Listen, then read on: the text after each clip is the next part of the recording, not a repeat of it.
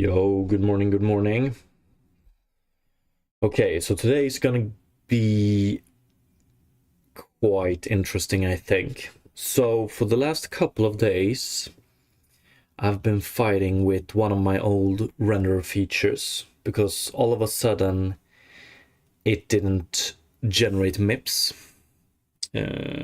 Although I couldn't really pinpoint where it stopped doing it, it might very well have been when we transitioned to Unity 6. So I had this very simple scene texture renderer feature. It grabs whatever we output to the screen, puts it in its own texture, and then we can use it to create some pretty cool effects. I want my MIPS there because we want to use it for optimizing, blurring, and stuff like that. And I noticed that they didn't appear for some reason. So then it was a lot of testing back and forth. It has been quite painful, honestly.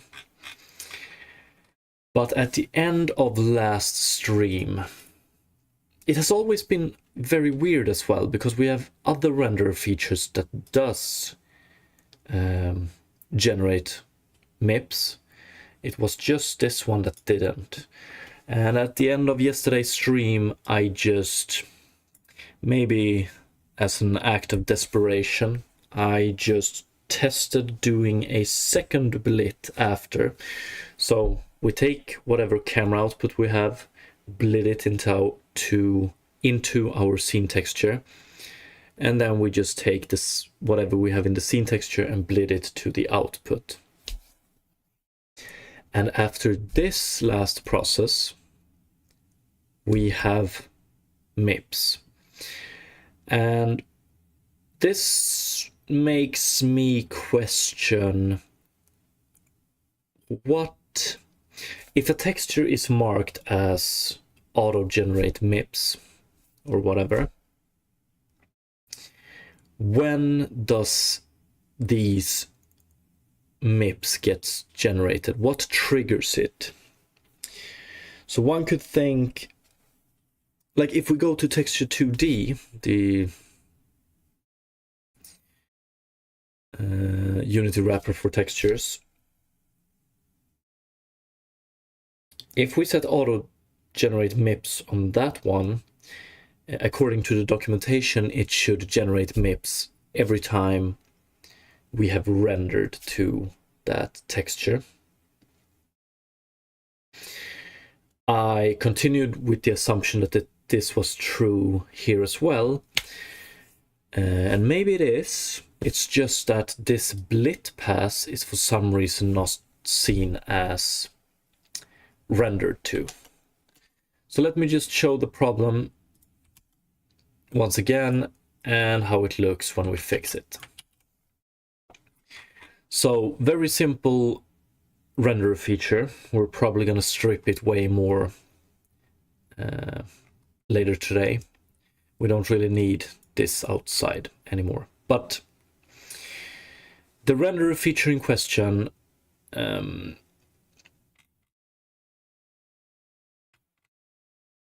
think we can skip this as well. Creates a render texture, creates scene texture pass, and then enqueues it. The scene texture pass has a setup where we reallocate reallocate handle if needed, a scene RT, and for this one we use the descriptor, the same descriptor for the render texture we instantiate out here. We have, yeah, and then in the record render graph we get resource data and we import the texture. We set this handle to global after pass. We disable pass culling. We have this one here because we need to. We don't actually do anything here. And then after that, we add a blit pass where we blit from active color texture to scene texture handle using blit scene text material. This one is just a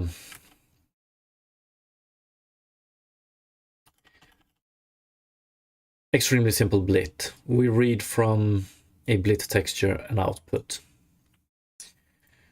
Okay, pretty straightforward. So let's see here.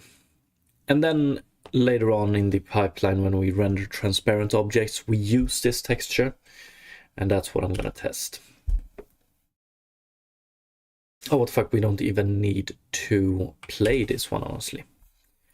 So what we have here is we actually have a plane here that renders whatever is behind it, or the scene texture, using the scene texture, okay? Yeah.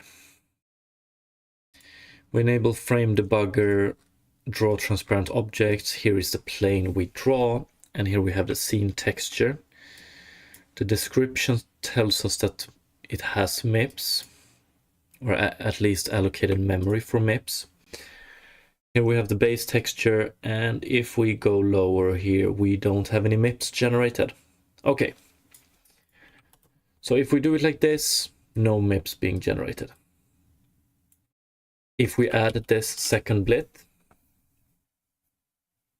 and please note that this second blit just takes whatever we have in scene texture and puts it in output.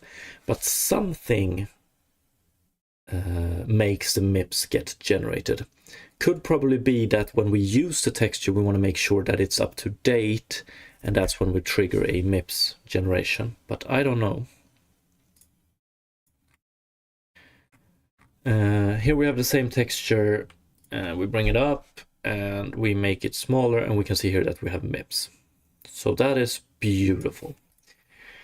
So what I want to start today with is, I would love to get to the bottom of this, like what exactly makes MIPS generate text, if you handle them like texture handle.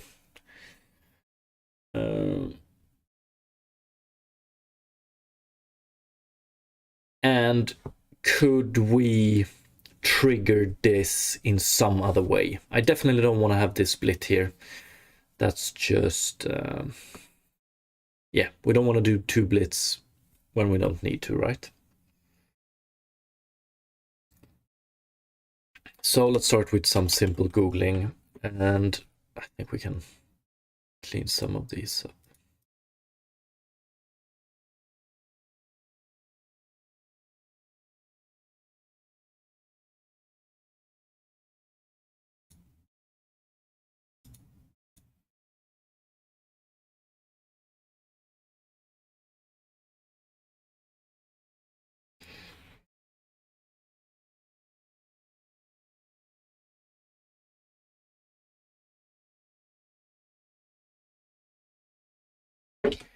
Very interesting.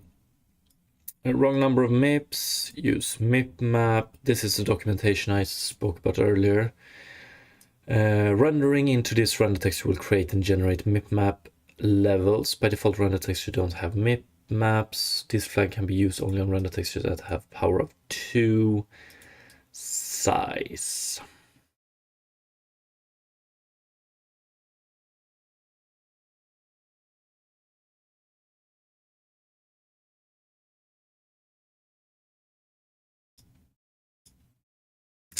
Okay.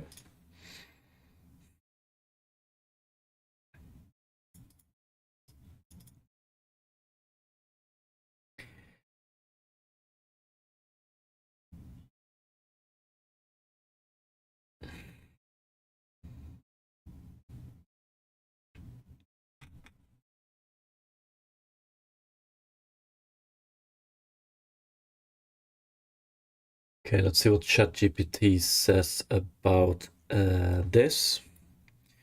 If it has some summarized information for me.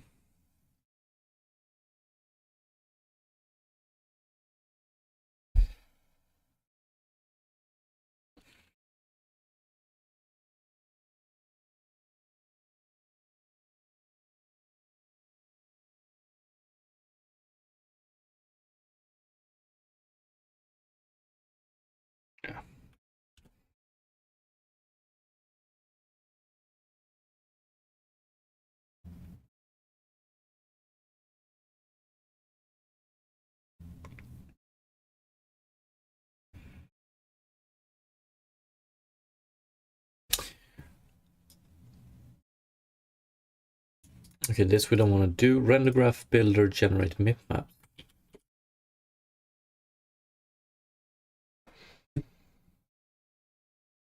Yo, what's up, duckies?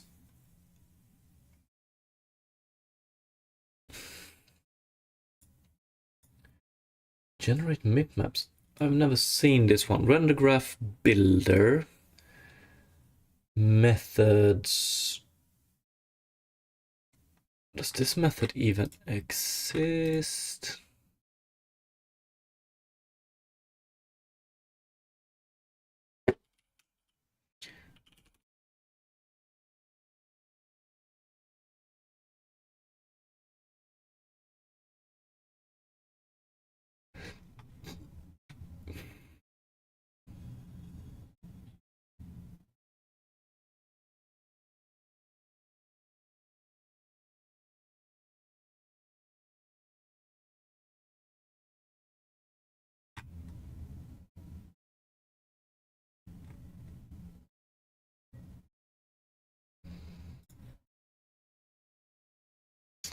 I don't know.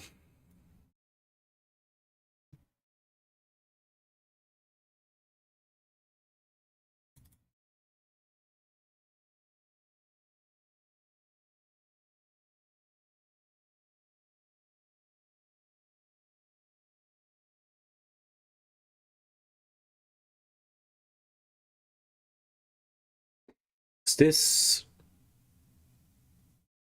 hallucinating?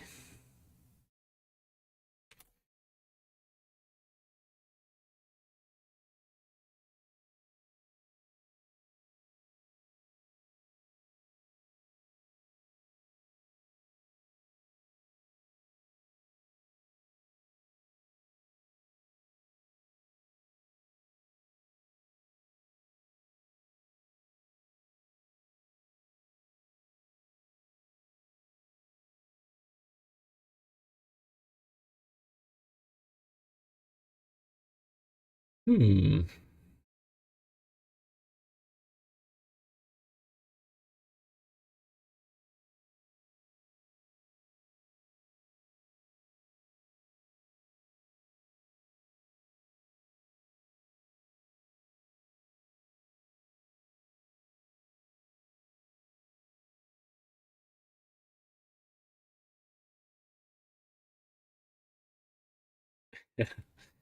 I'm not too sure this has ever existed.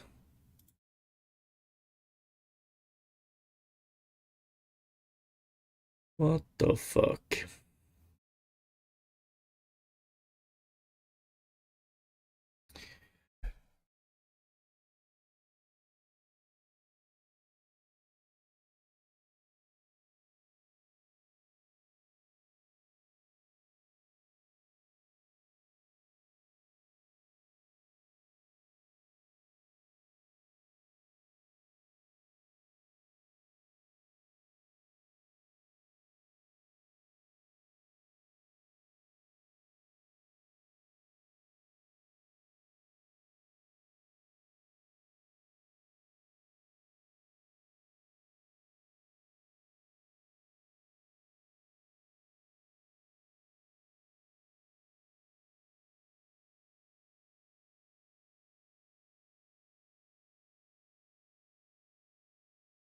Yo, what's up, Namida?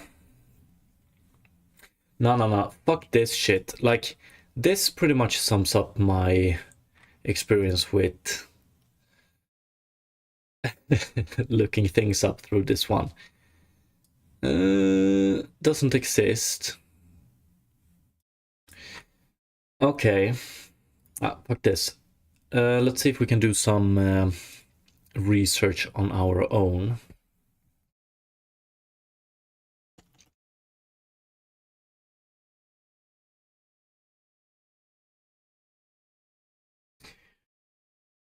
So, we do a blit from one texture to another. We don't generate MIPS unless we actually use that texture. How can we mark it for use without doing the second blit is my question.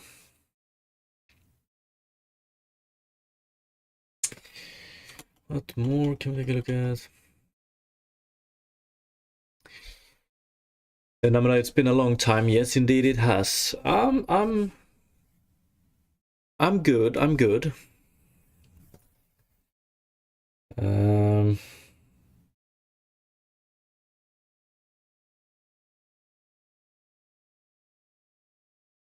yeah, the game deving has gone a little bit worse than I've wanted it to these last couple of weeks. But other than that, I'm good. How about you? Okay, so when are MIPS generated for texture handling?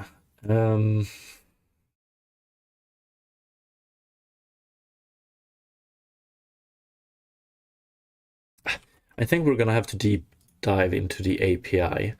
So I want to see what builder, raster graph builder, what methods do we have in builder?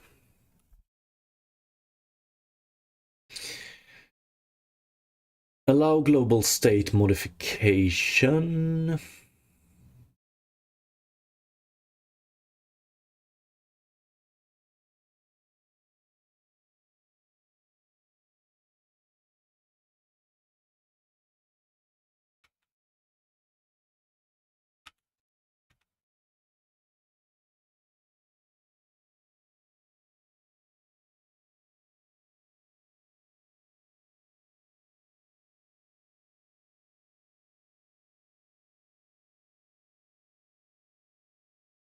It's a base.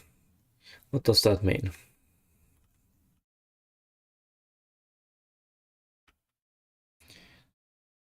Use global texture.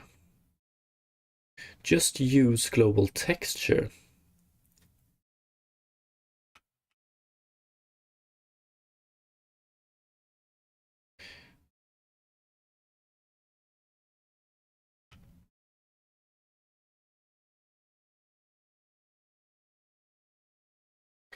Use global texture. I want to double check this one.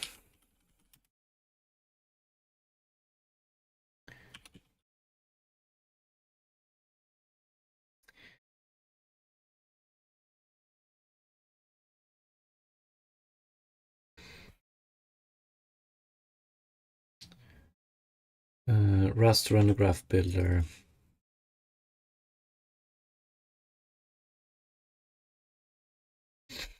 It's a meme. It's a meme. Like I'm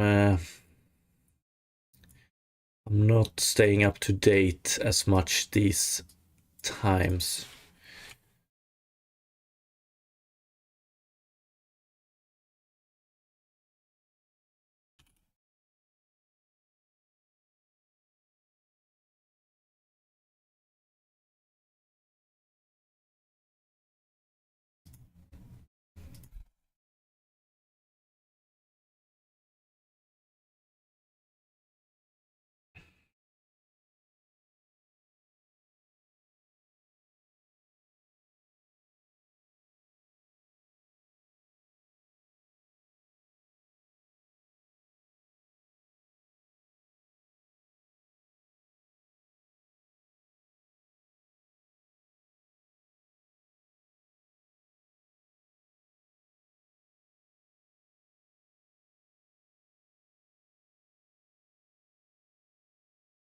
This boggles my mind a little bit. Builder, what do we have?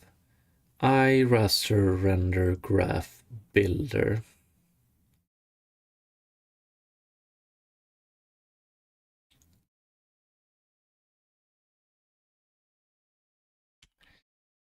Use global texture.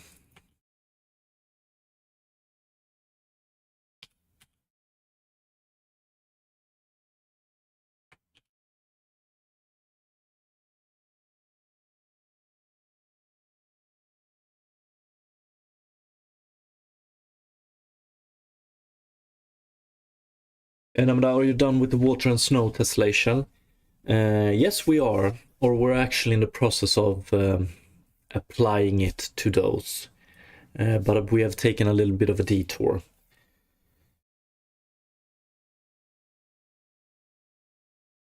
or we have a modular tessellation solution in place that also adds some topology improvements, and we're gonna apply it soon. I think we have it applied on the ground, and we're gonna have to do the water and snow very soon. We did a little bit of a rework on the back end for the terrain, and now I'm just in the process of making everything work with this new implementation.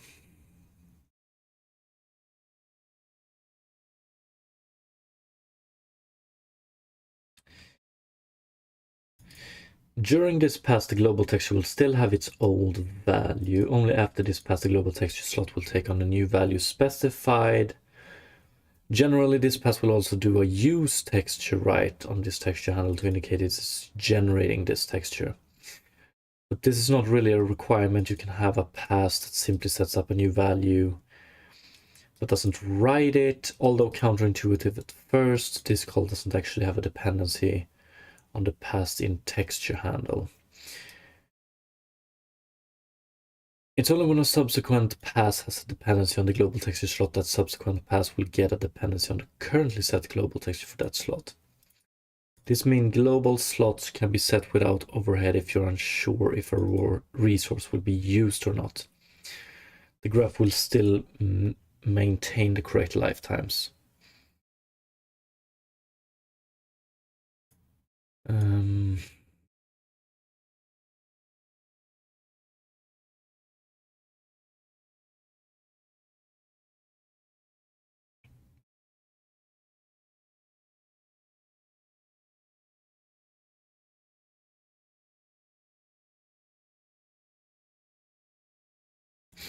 Okay, I want to try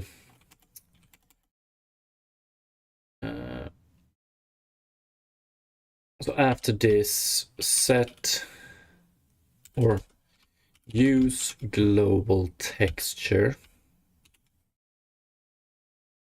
int property ID.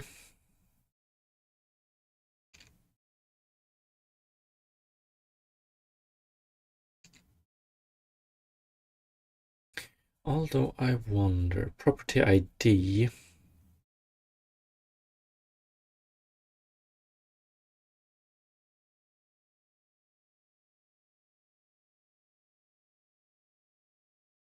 Is that really enough?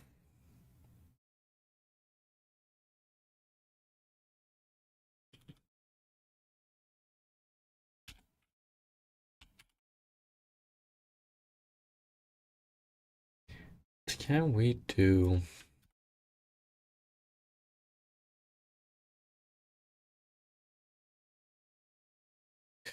Oh, yeah. Use global texture. And then I just want to see what we get from this.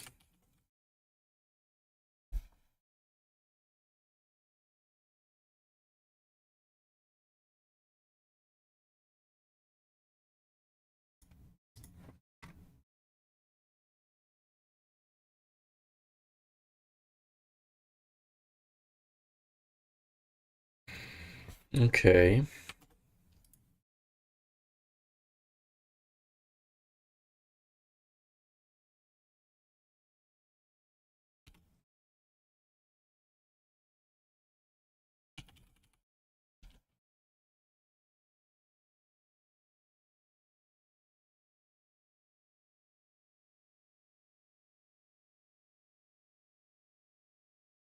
Good morning, Harukanan.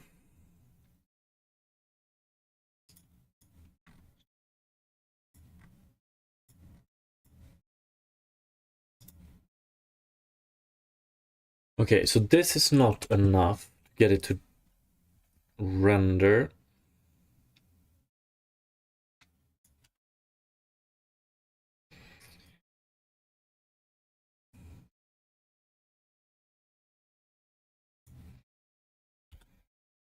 Do we have something something else we can do.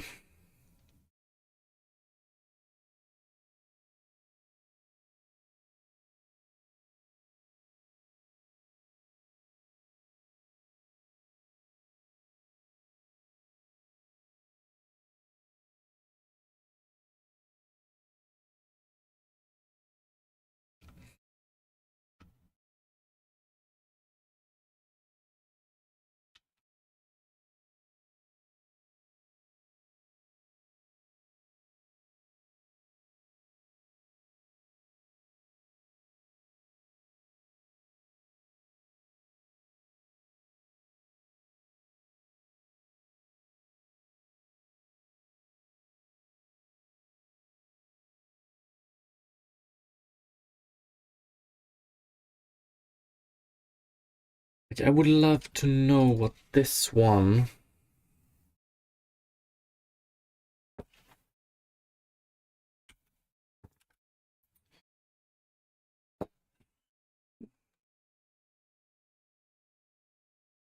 What it does with the source, that is.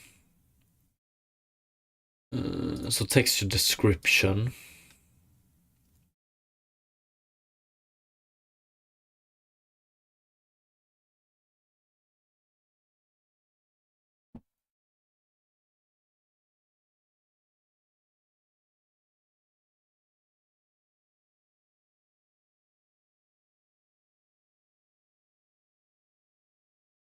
Unsafe render graph builder, add unsafe pass. Do we do something special with the source here?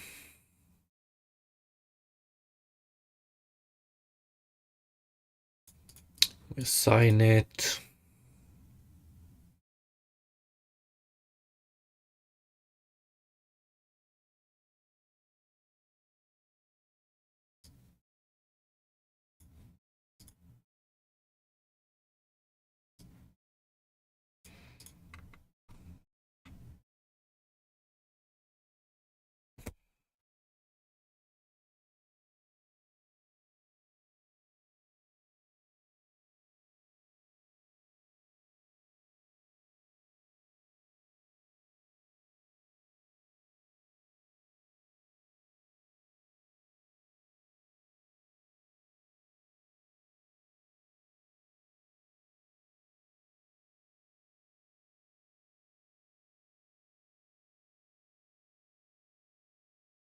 Nummaps 1 by default.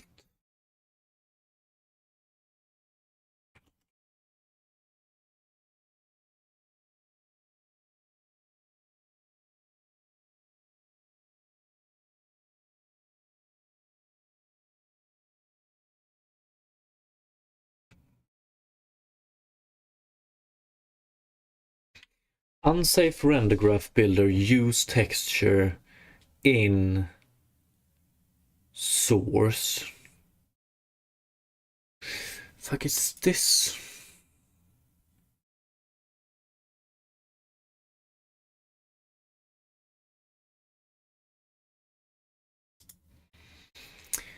Set render func. Blit material render func. Let's see. Native command buffer.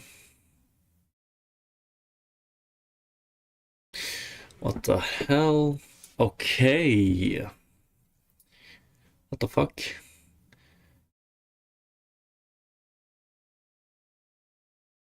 Really? Okay.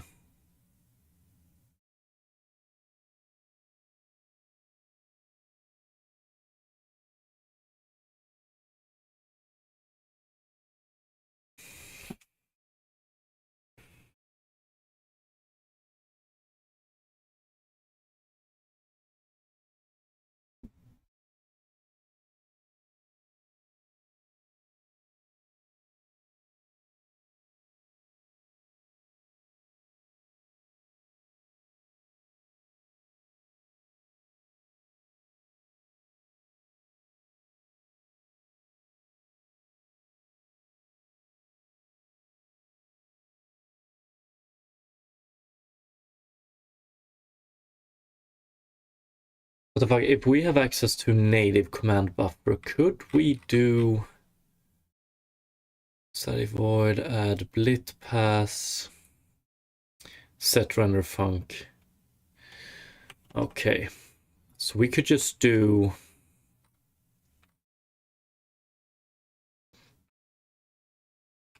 okay, we're gonna create our own solution here. Because if we just get this one,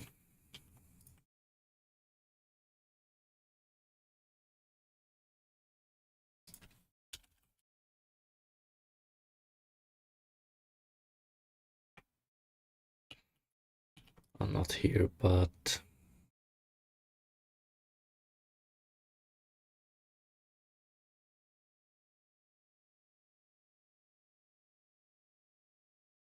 do we?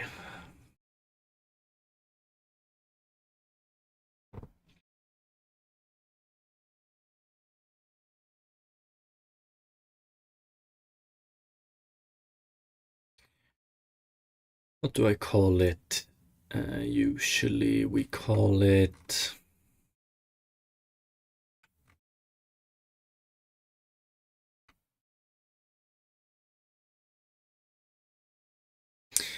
execute pass. Let's just take this one then.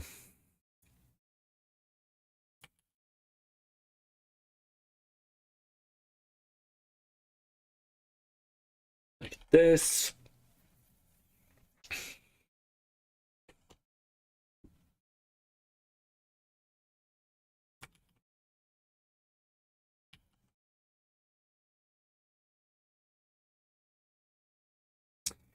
Okay, the only problem being is that we need to add, I guess it's important that we do unsafe graph context. Wonder about this one though.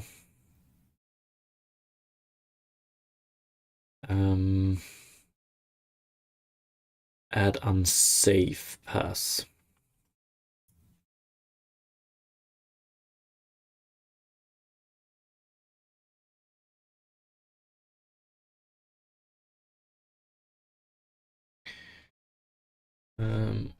Render graph, add unsafe pass.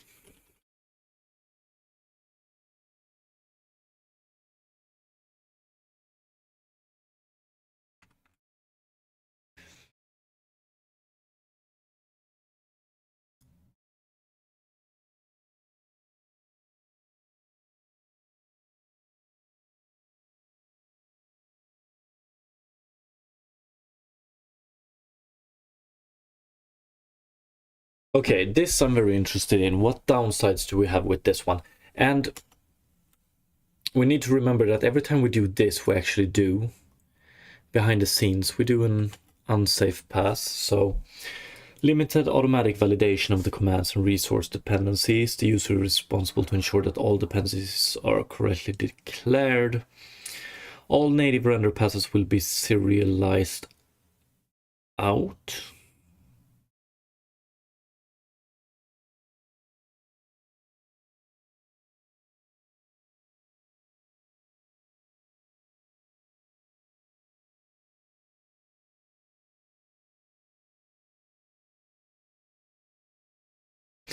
Yeah. Okay, so it's, yeah.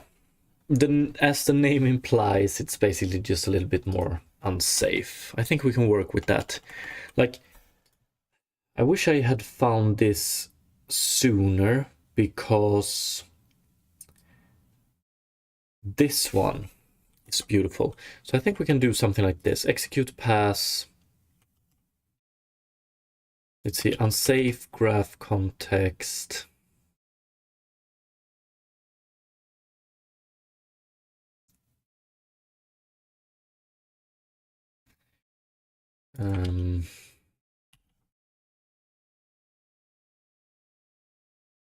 Then we do,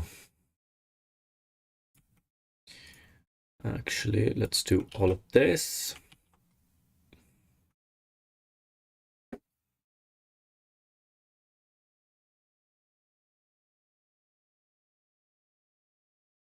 Okay, so we get this data, resource data, scene texture handle.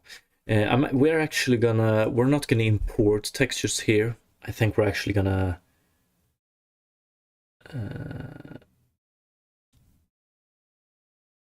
we'll see if this works. We're not gonna create the render texture outside of here. We're just gonna do everything inside of this. I think that's way better. But let's see, var builder.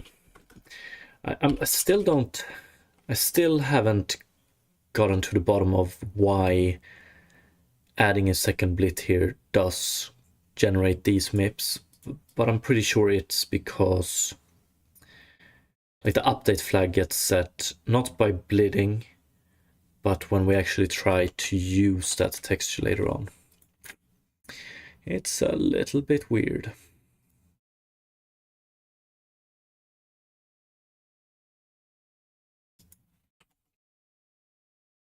But okay, let's try this.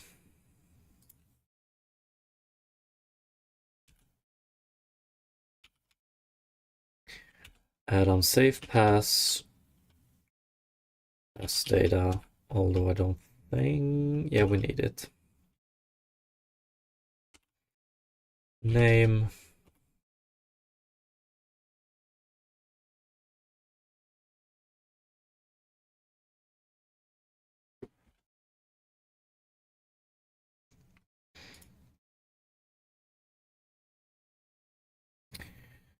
We're gonna do this.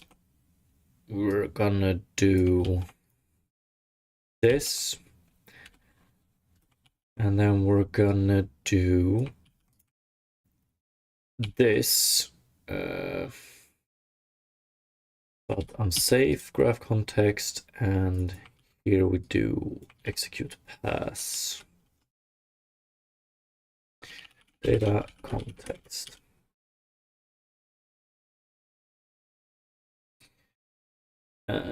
We want to send down some stuff here, so we're gonna have pass data.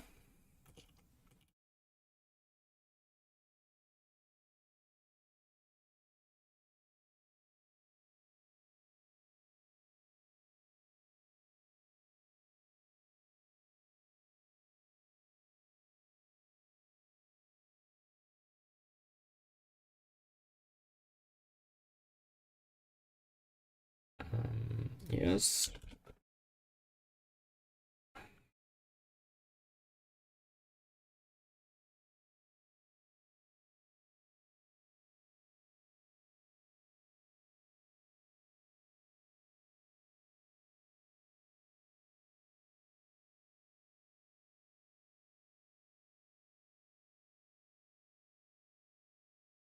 Okay, finally the execute pass then.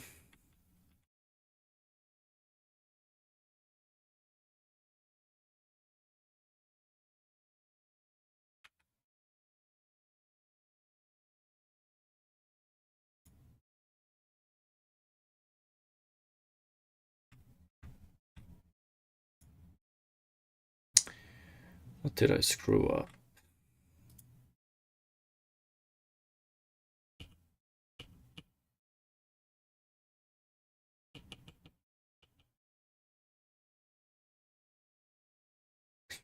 Oh, yeah, I forgot this one here.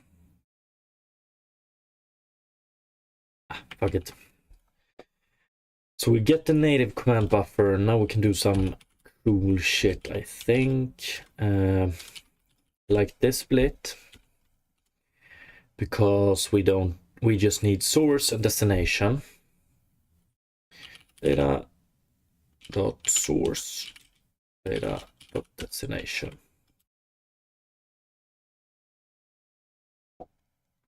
And if this isn't enough, we can do generate MIPS data.destination. And there we have it. And if this works, then we can remove this RT, put it in here, etc, etc. But I want to try this first of all, see what we get. Yeah.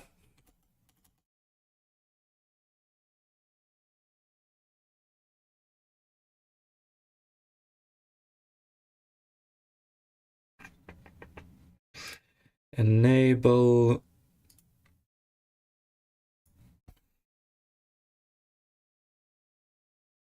Okay, interesting. So we don't get any MIPS, but if we do generate MIPS data destination,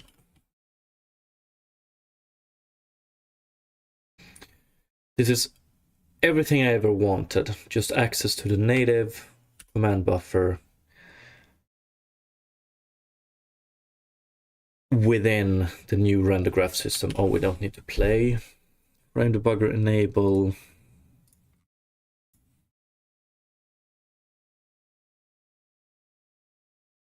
Ah, we have an error. Never mind.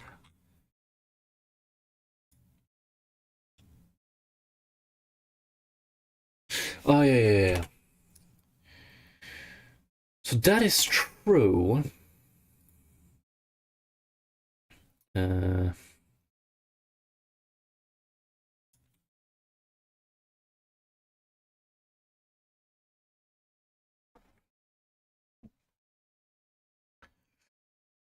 uh, uh,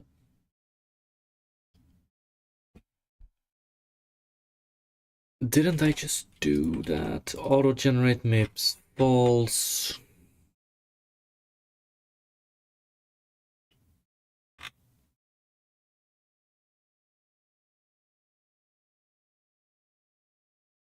Yeah, I'm pretty sure.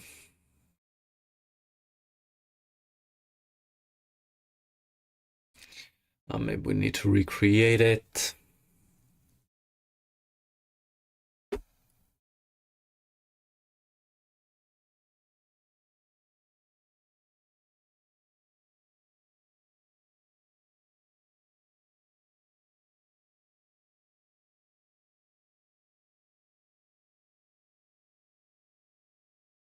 Frame debugger enable.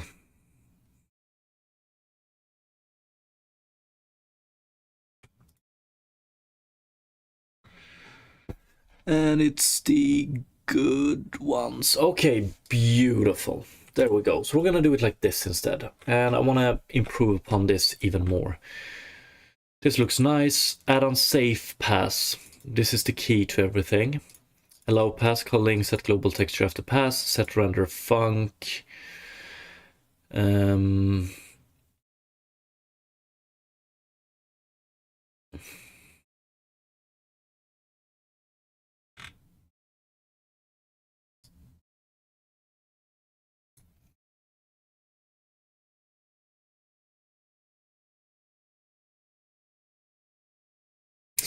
I wonder what performance hit we would look at if we were to...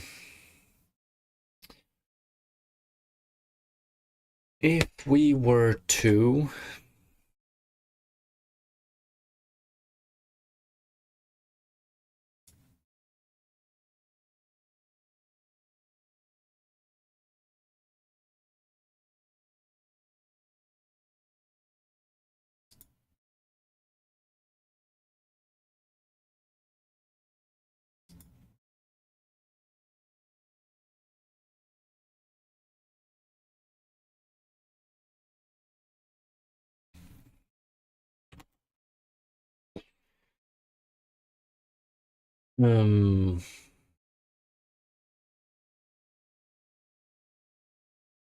wonder what the overhead is for create texture instead of import texture. Maybe.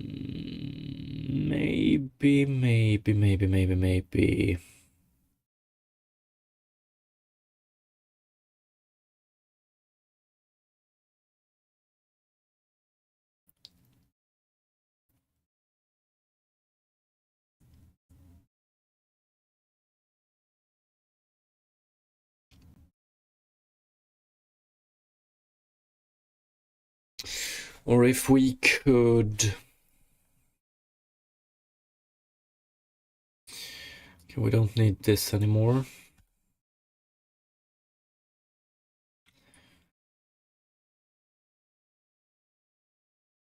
So what I want to avoid here is I want to avoid creating this render texture. I don't care about this one. I want everything to be self-contained within the pass. So I want to skip doing the setup, or I'm okay with doing the setup, but I don't want to send in shit. We don't need a material anymore. That's good.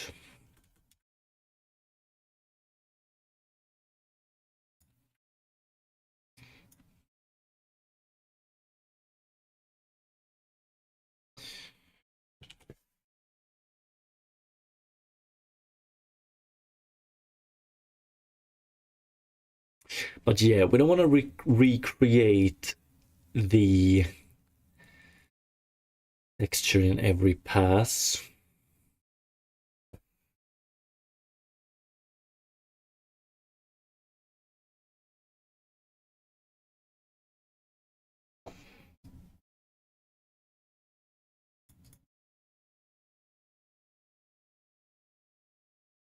Okay.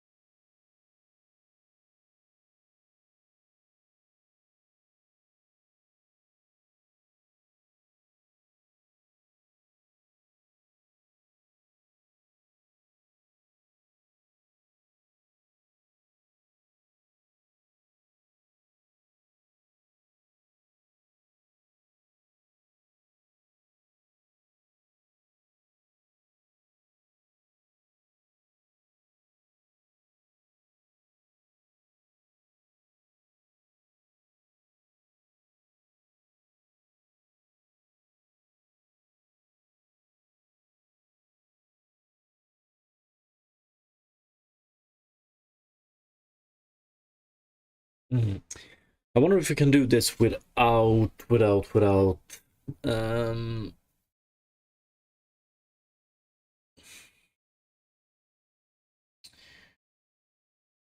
sending something in here.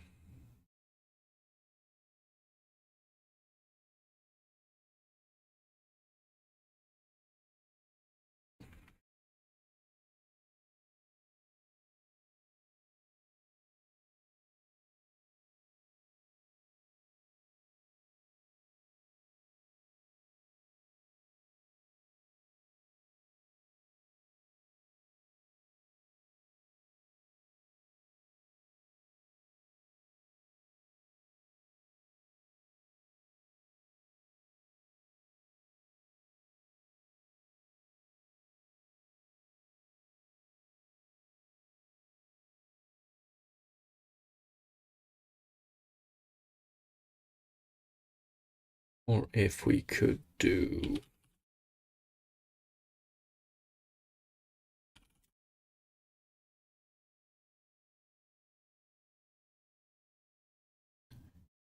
Oh yeah, we actually need to get it from RT handles.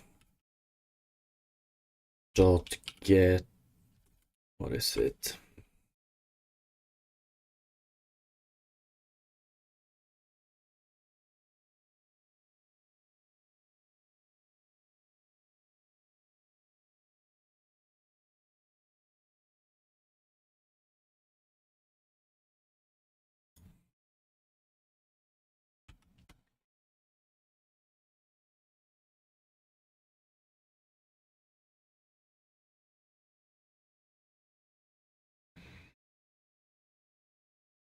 I would love to get this, to do this in the correct way. We shouldn't need to be able, or we shouldn't need to state width or height.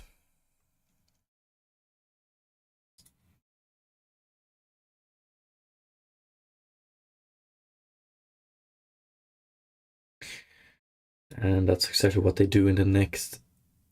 You no longer allocate render textures yourself with a fixed resolution. Instead, you declare a render texture using a scale related to the full screen at a given resolution. And then they initialize it with width and height. Okay. Starting resolution. Okay.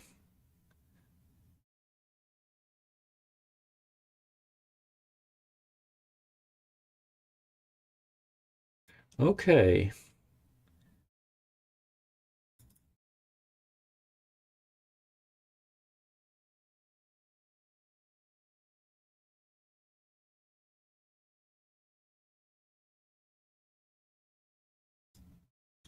Yeah, we want to go with the static default instance.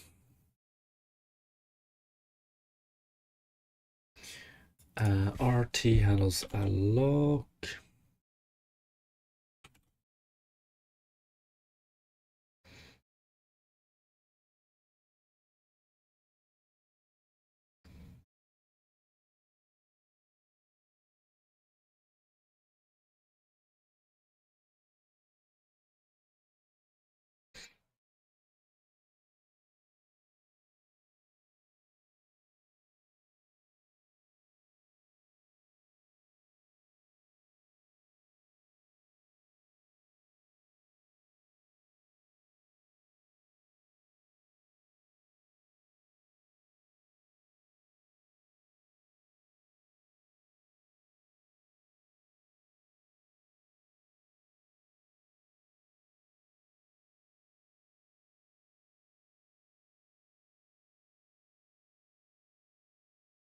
I want to double check one thing. Where do we have this one?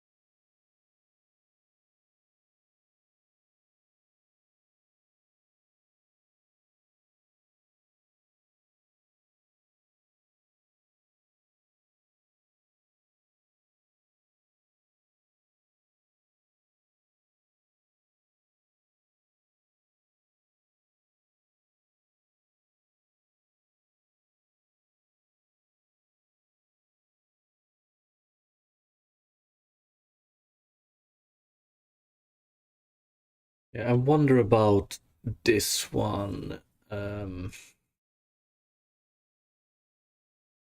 Scene RT handle descriptor.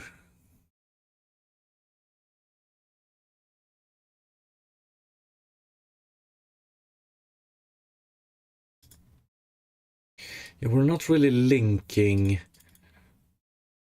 Like the only thing we use this one for is the descriptor, isn't it? Shouldn't we be able to do this? Let's see.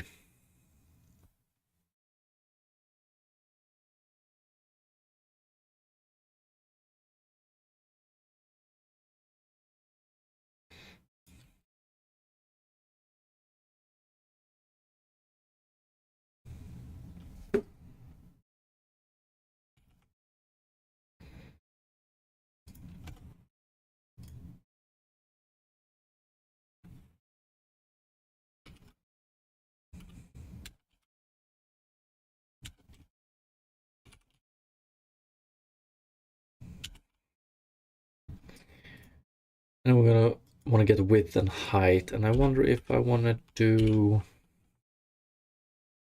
we have handles?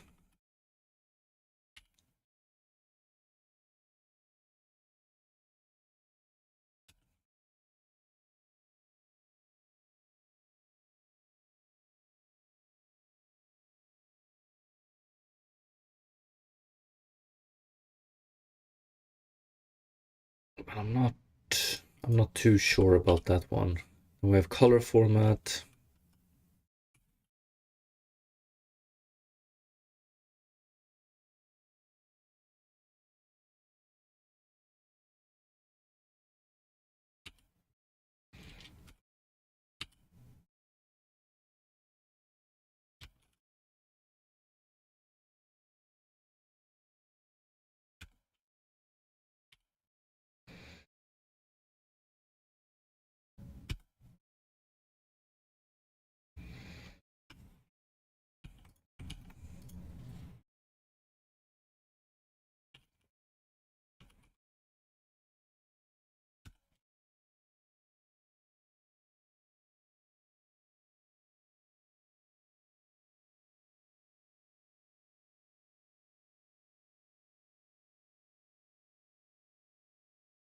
Be able to do it like this, right?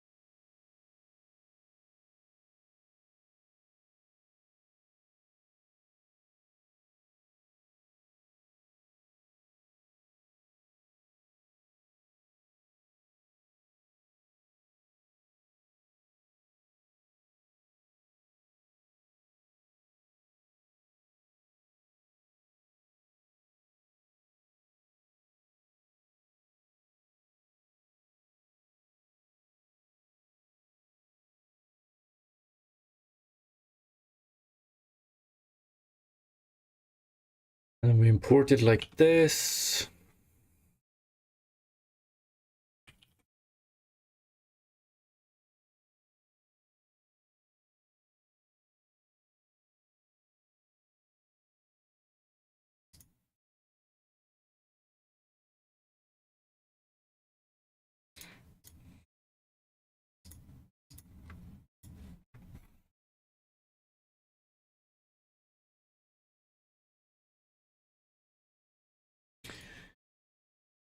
R8G8 B8.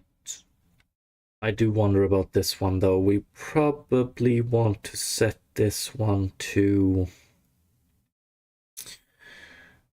create scene texture pass. We go from B10, G11, R11. Yeah, we don't even use. Yeah.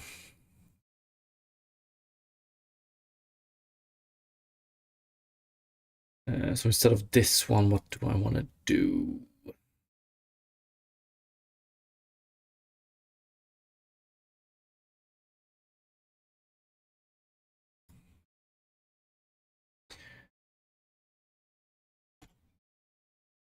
I'm wondering if we can do...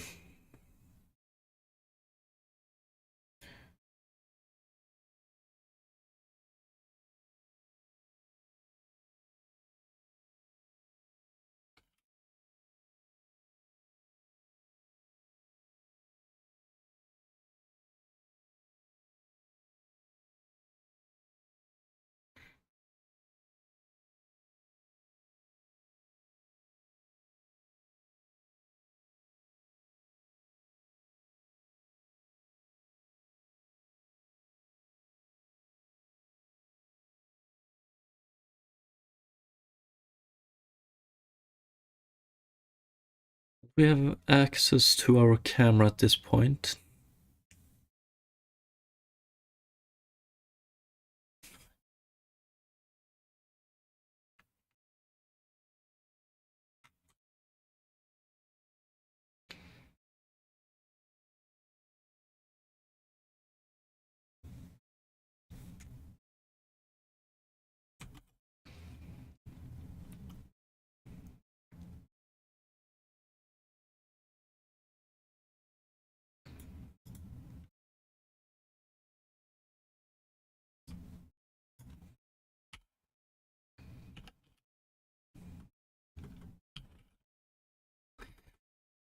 Mm.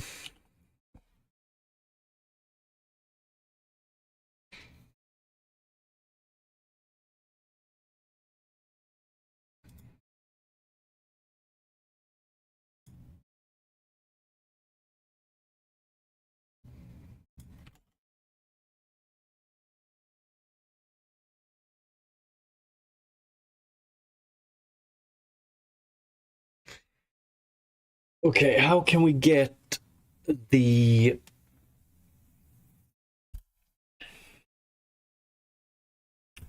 Do we have it in RT handles?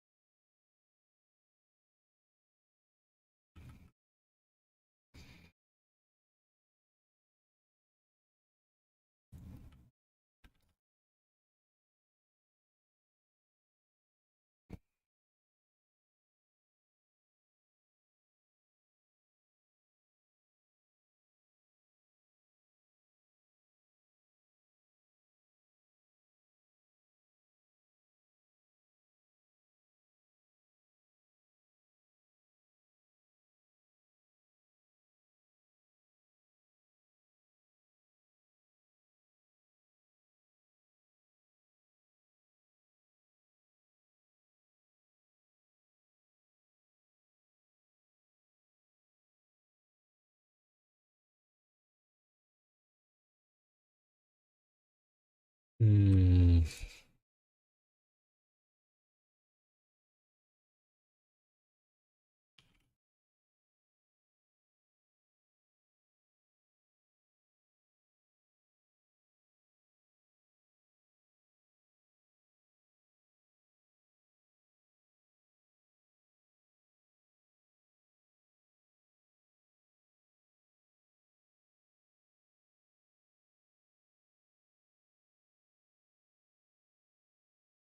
I guess we could fetch it here.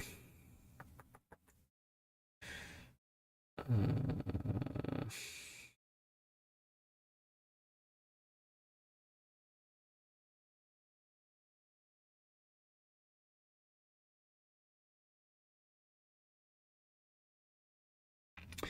yeah, what the fuck, we could probably do... Oh, yeah.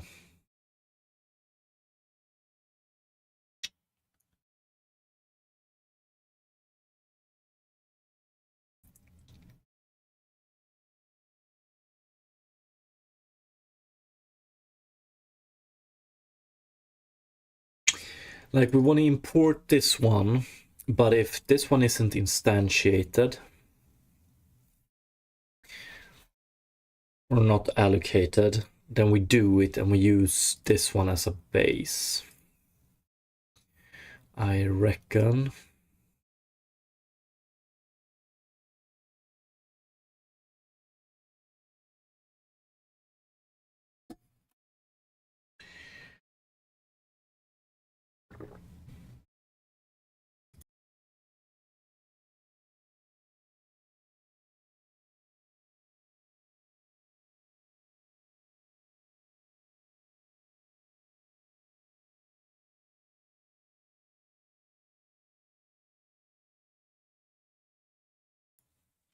Can we do something like that? That would be nice.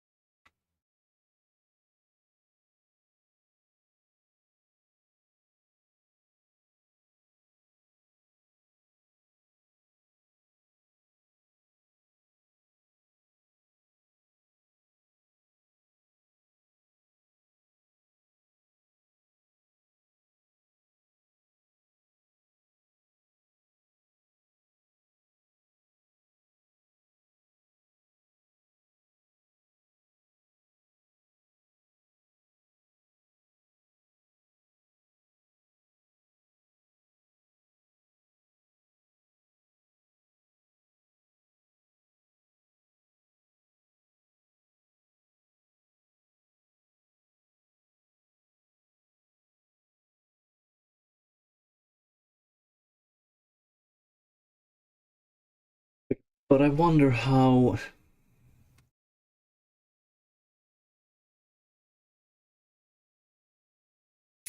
Is that a bad way of doing it?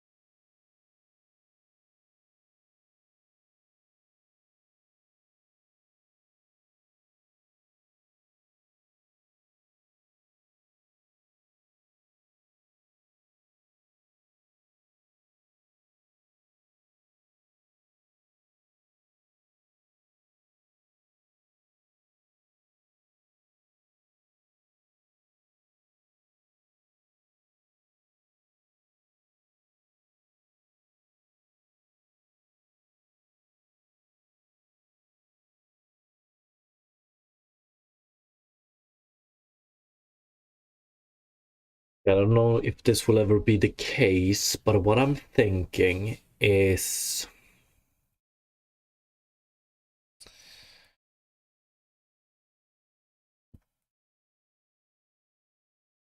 that, like, we want to have one render texture behind the scenes that we reuse over and over and over, and that's pretty much what we do here. But when we instantiate this render texture, we want this render texture to have the same properties as our output camera texture, pretty much. Or honestly, I don't know how important that is. RGBA 32 might be enough, or might be good enough.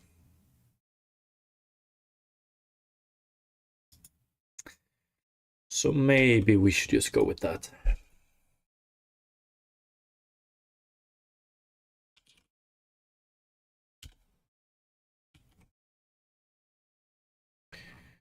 So like this instead.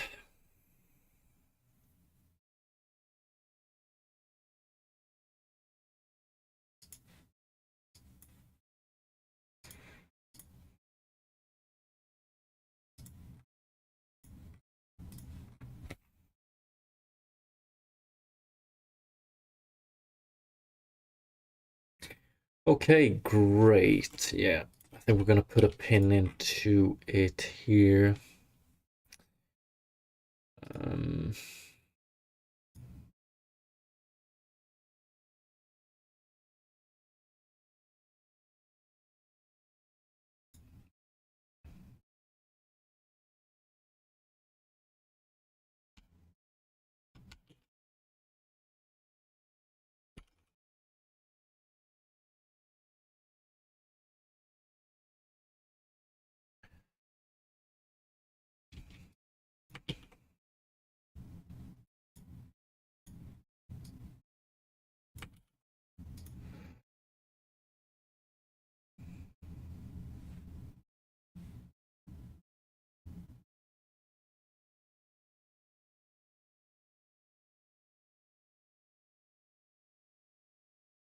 This one we'll never use. Yes.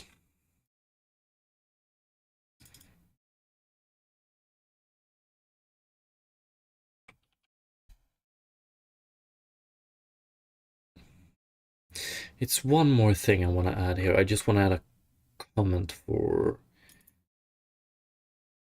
Yeah, we don't need this one here. I think we're going to put this one here instead. Private static.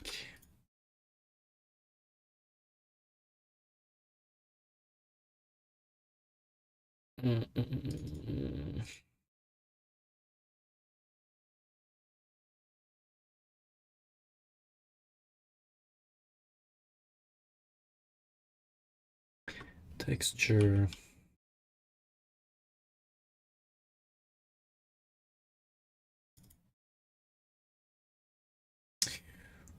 Oh, do we actually have that?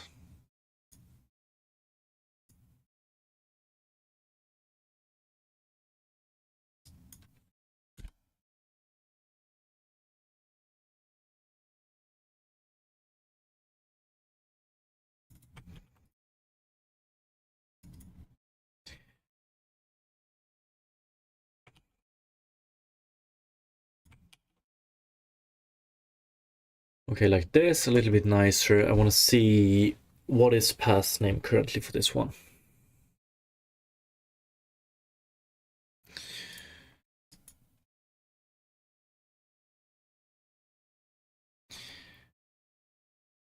Create scene texture pass.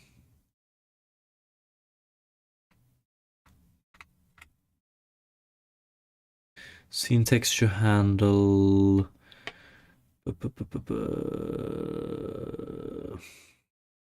Yeah. Good enough, good enough.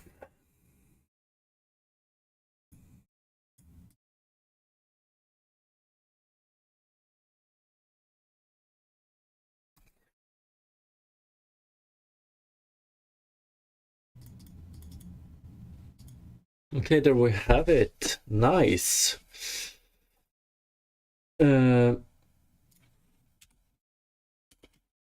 Do add support.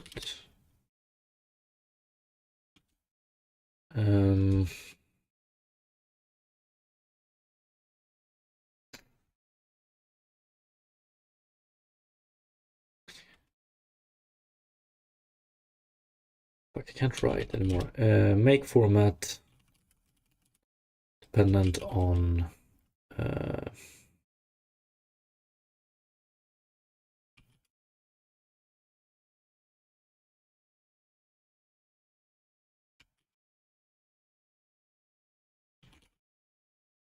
something like that. But that's for future me. Native command buffer. Yeah, it's pretty explicit. It's nice.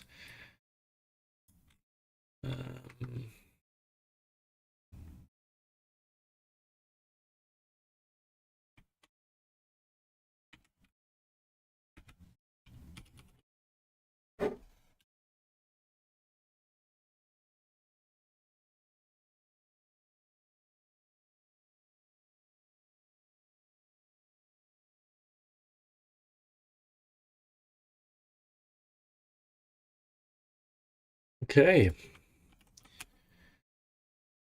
Let's commit this and resolve this issue. Which I just want to double check one last time.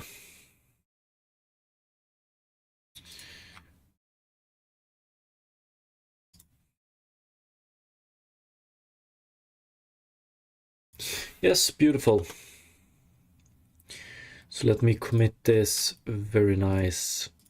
Render feature real quick. Why won't it mark it as... Oh, have I renamed it or something?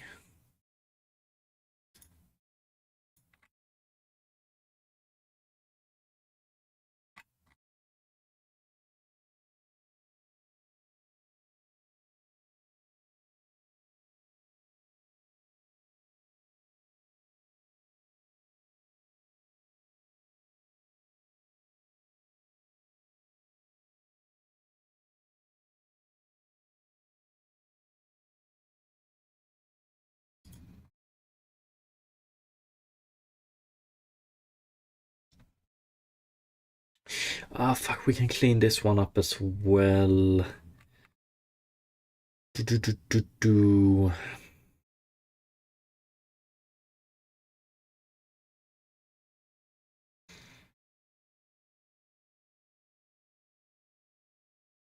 Oh, do I really want to do this right now? Maybe.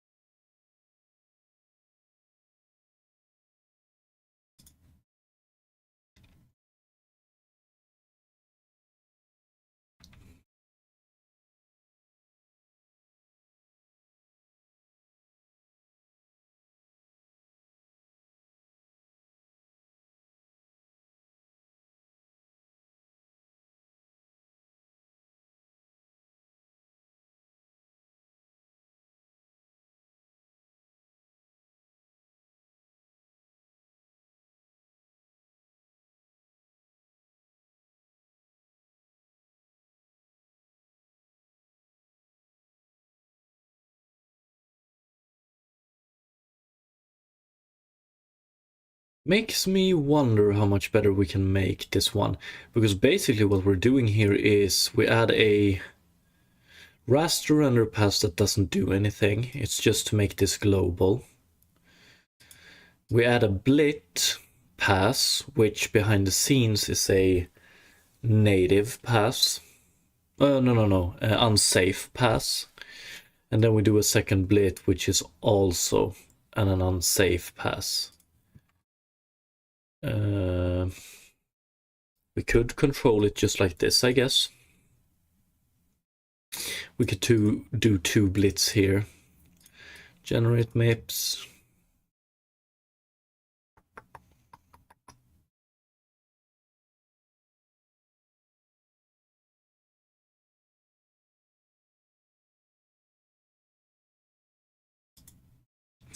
Nah, I'm gonna create a separate issue for this one. I need a little bit of a break, and it's pretty straightforward, so I need a break from renderer features. So let's commit this one, resolve this issue, and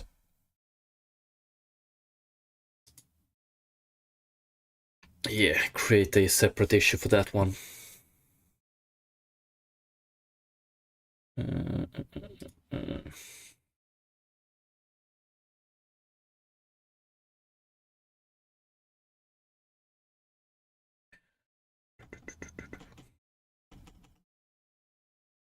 Yo, what's up, Dev Spires? Thank you, appreciate it. You too. Welcome to all the new viewers. We're just about to leave this render graph stuff behind because it's solved now. I'm just going to commit this, and then we're going to move on to some other issues, okay? Although I wonder, we have some, during all of this testing, I created a lot of files we don't really need. Scene texture blit. We don't need this one. Pretty sure. No, we don't.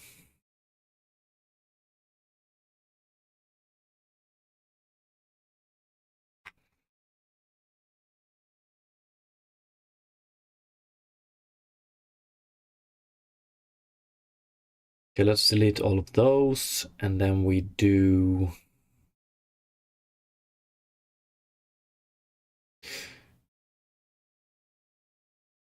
and then I just want to commit these two.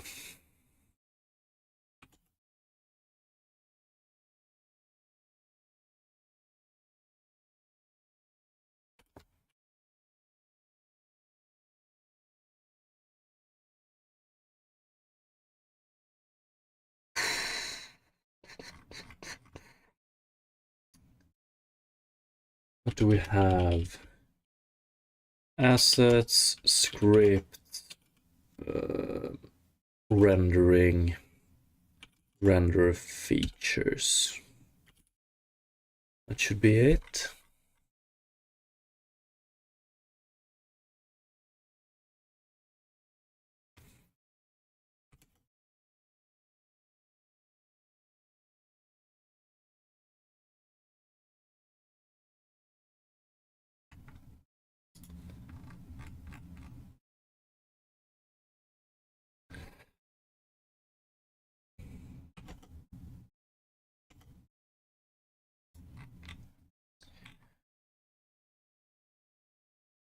Yes. Actually, let me just... I don't want to commit...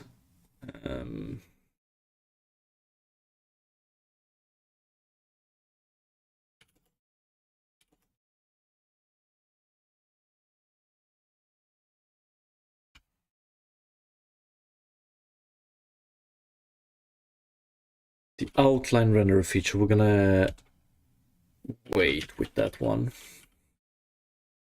But I do want to... Let's see. Scene... Create scene texture. Okay, there we go. And I'm just gonna call it...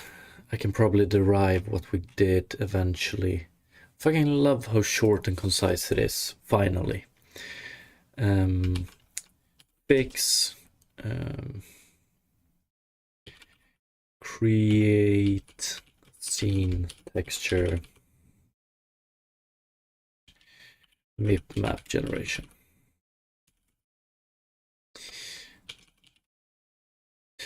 And this one resolves 153.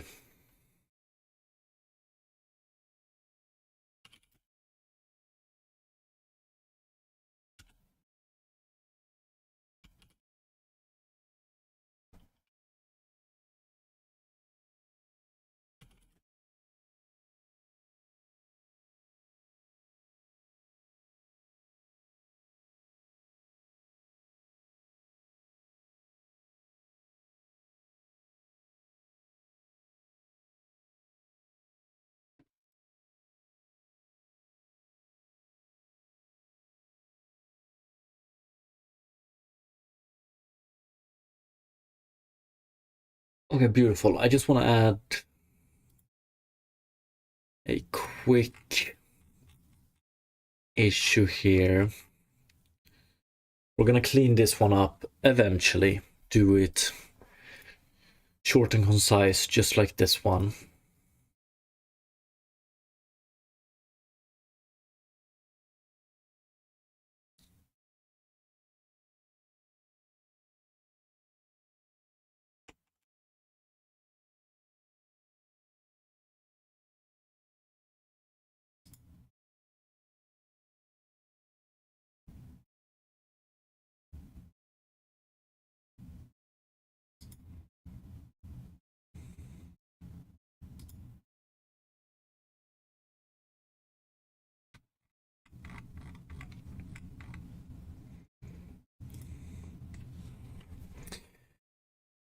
Mm, mm, mm, mm, mm.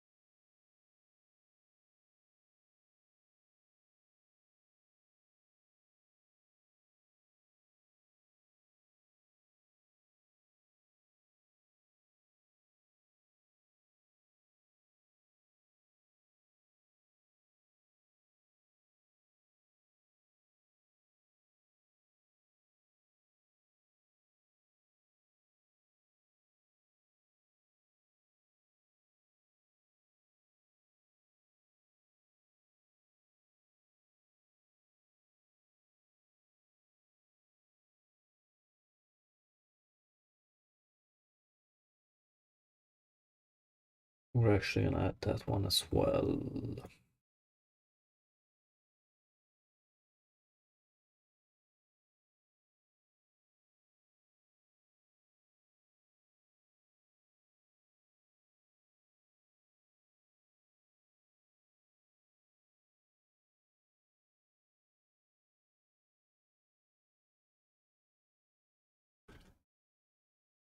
feature.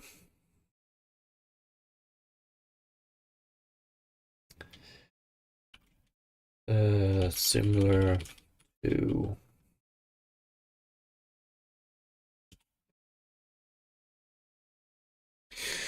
okay, beautiful. Let's move on. I want to close Terraform.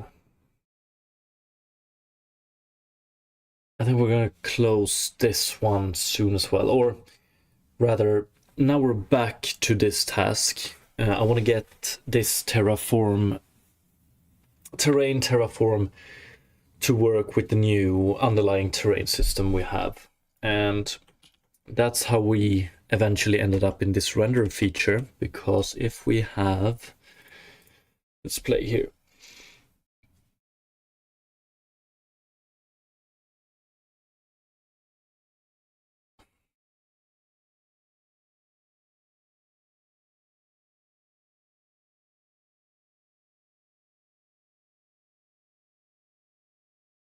Anyway, we have these information boxes here. I think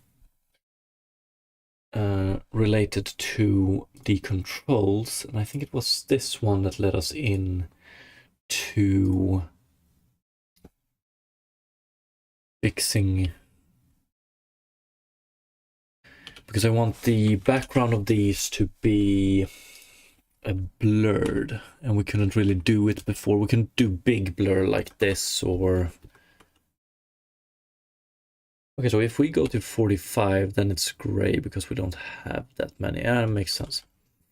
1, 2, 3, 4. Is that too much though? Maybe we can do 0, 1, 2.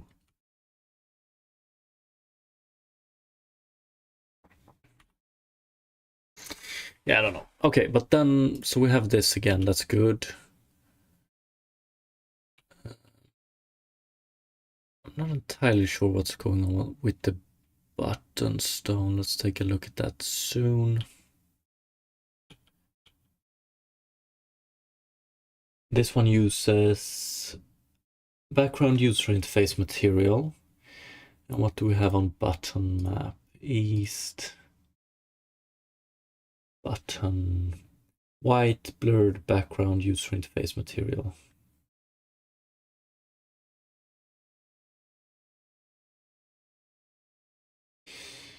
Fuck, it's the same. White blurred background user interface material, yes.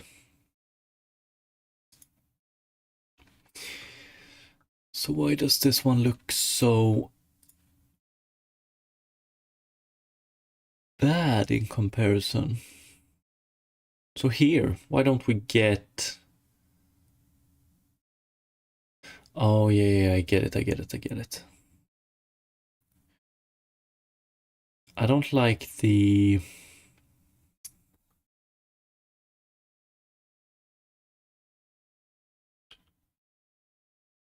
This one right here. We don't want to have any... We don't want to have any specular stuff on it. Just looks weird.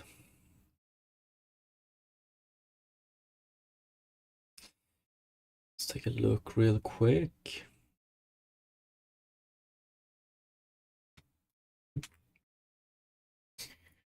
Specular threshold.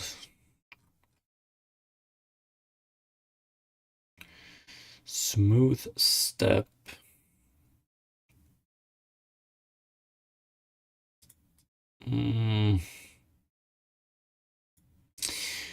Oh, yeah. Transparent blur box.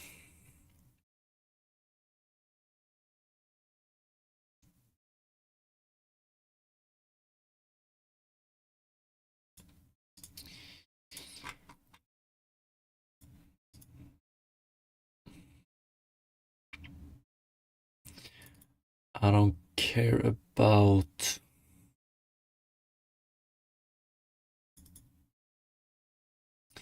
glare this time around. Actually, one thing. Do we have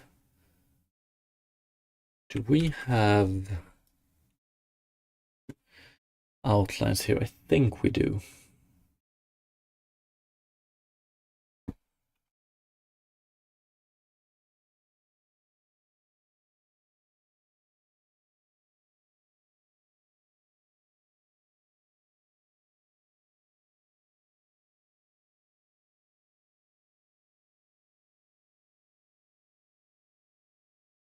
Okay, yeah, we do.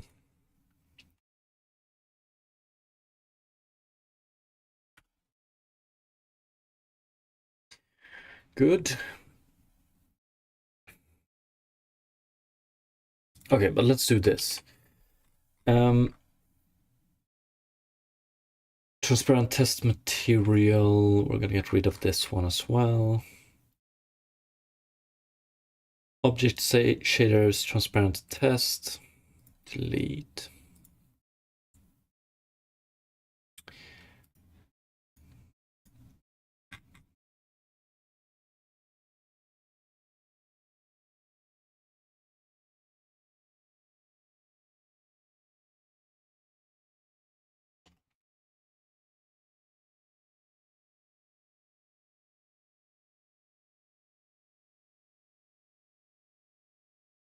Okay, so what I want to do now is I want to take this transparent blur box material. It's not supposed to be for user interfaces. Transparent blur user interface background. This is more like it. I wonder what's the difference here.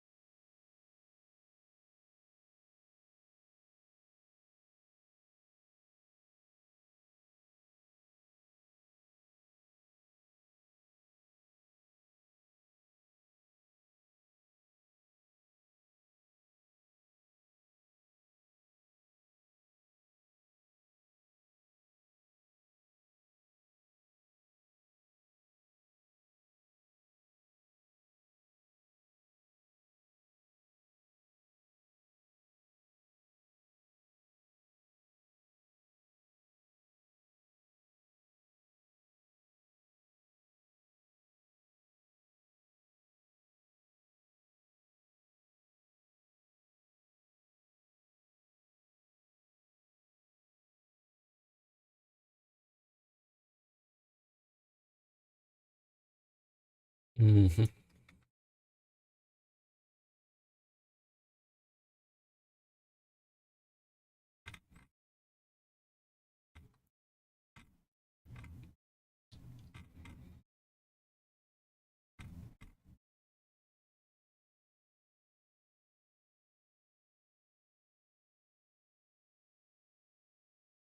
Bad name, but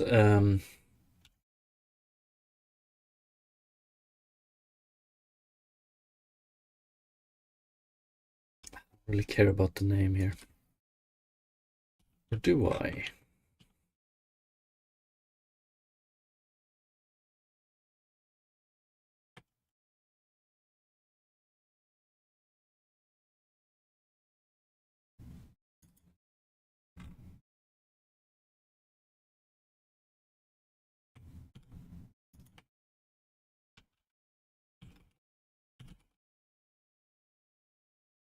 Okay, I pretty much want to take this one and we're gonna jump to, we're gonna do a specific transparent blur user interface background. Paste this one and we're gonna make it a little bit cleaner.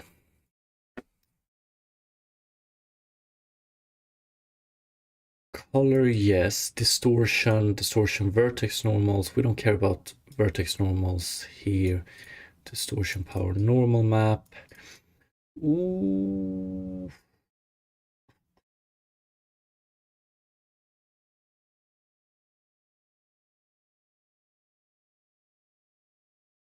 Nah, not currently. Blur, default blur level, kernel size. Yes. Specular, we don't care about specular anymore. Universal render pipeline, transparent, trans. Render type Q.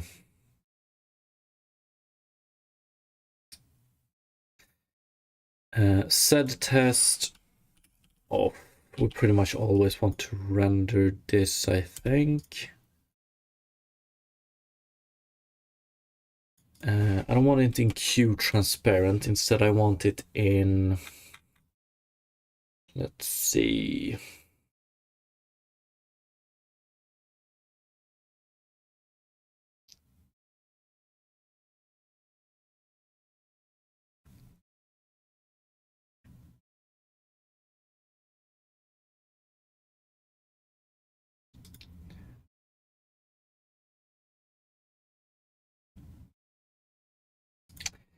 I thought we had something else.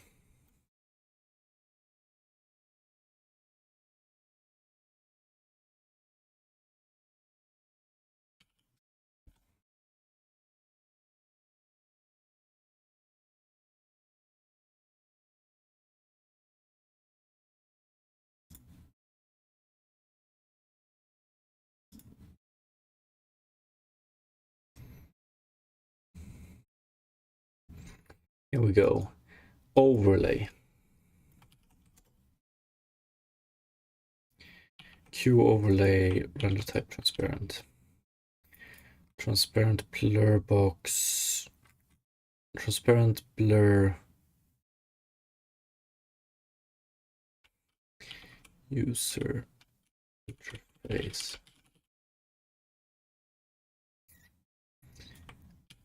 It's a very long name, that's for sure.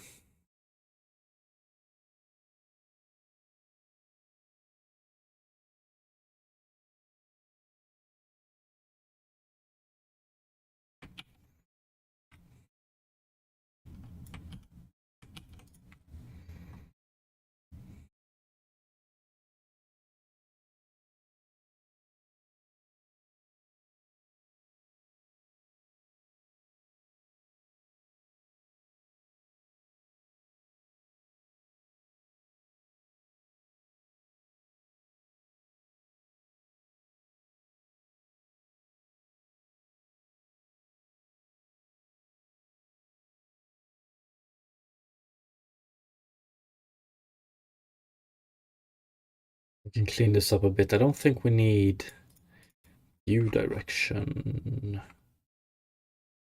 No, we don't. We need screen position though.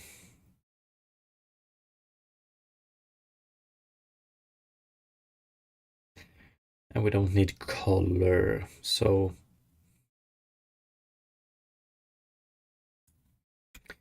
I think we can do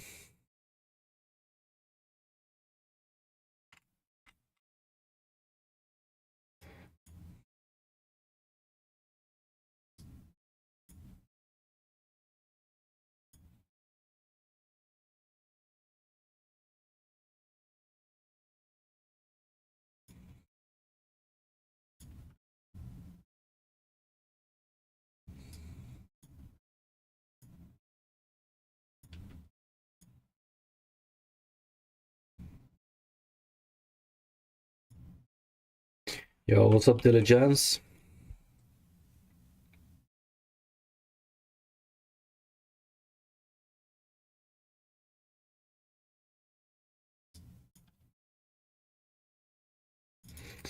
Sample scene texture level. Get outline data. Pixel outline data.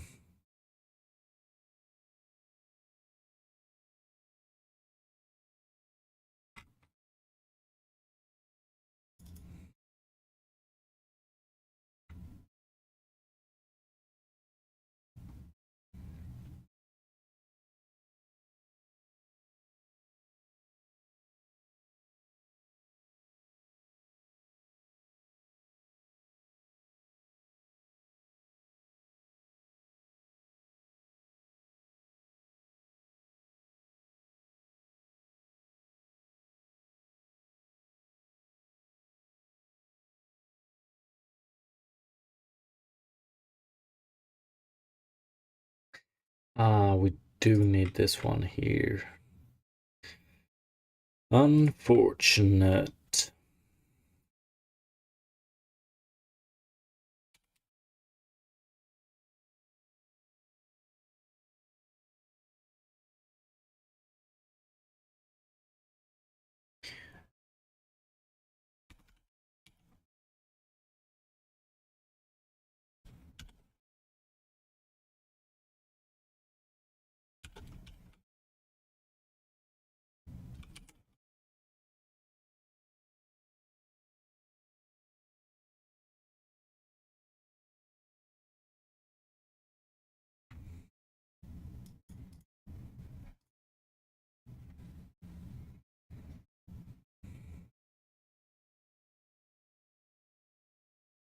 Yeah, we don't distort, so we might as well.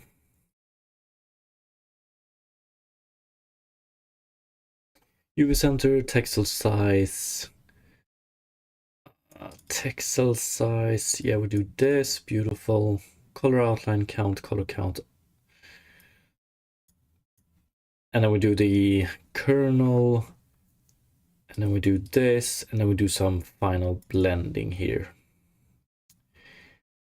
And then I don't care about this shit.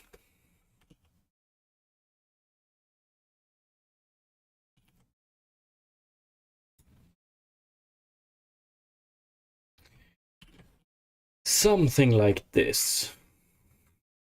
Just a basic shader that takes our outline texture and scene texture and blurs it and blends it and outputs it.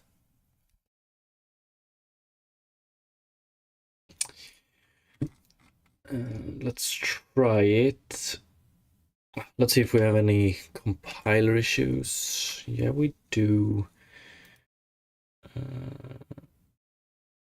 Couldn't open this one. We jump out. Oh yeah, because previously we were...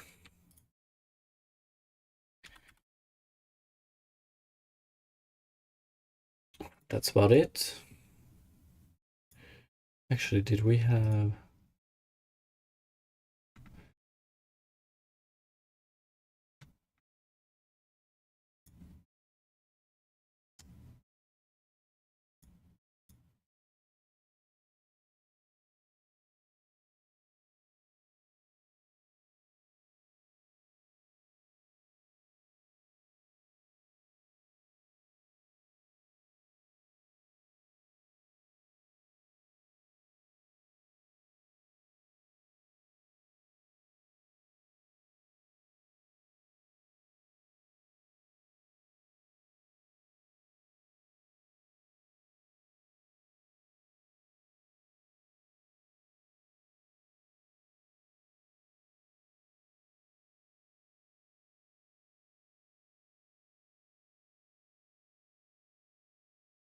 Okay, these are actually using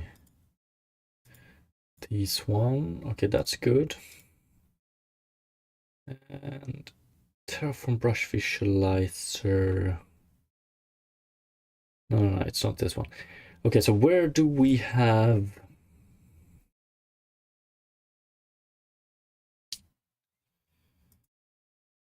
text one?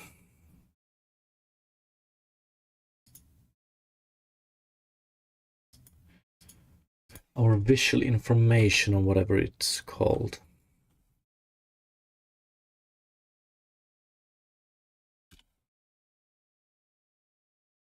Visual information, default text, material. White blurred background. Okay. Nice.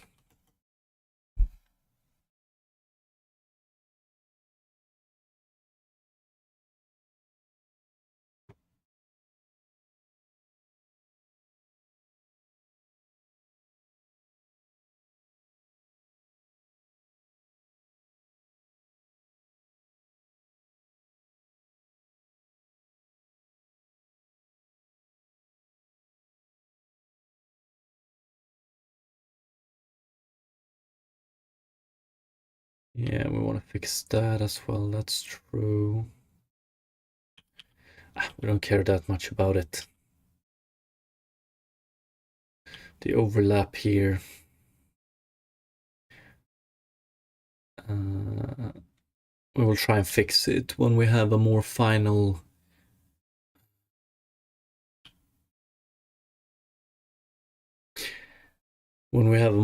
design for the UI. This is just temporary, but I wanted to get this UI blurring to work at least. This is unfortunate though.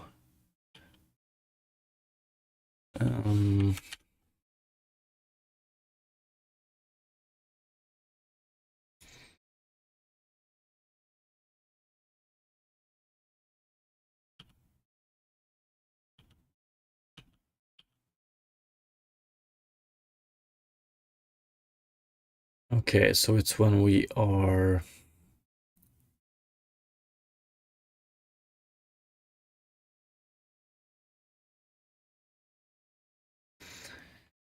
Yeah, that's true. When we work with overlay, we don't care if the object... So this object is actually right in the middle here. And when we have an overlay object, we don't really care about... We don't really care about user interface background.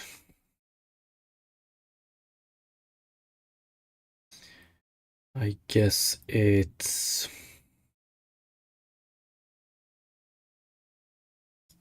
I don't think we care about this stuff, actually.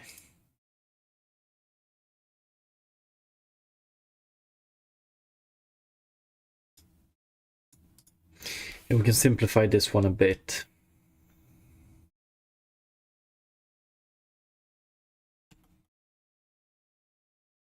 By doing...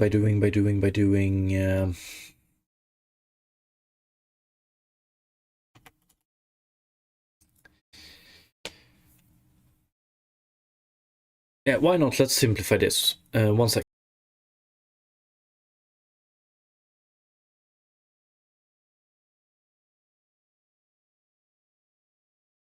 So it's basically like this. You can have transparent objects that are in the scene, and then you can have yeah, what's up, Neosoidy? Appreciate it. You can have objects that are fully behind a transparent object, fully in front of a transparent object, and then like inside the transparent object.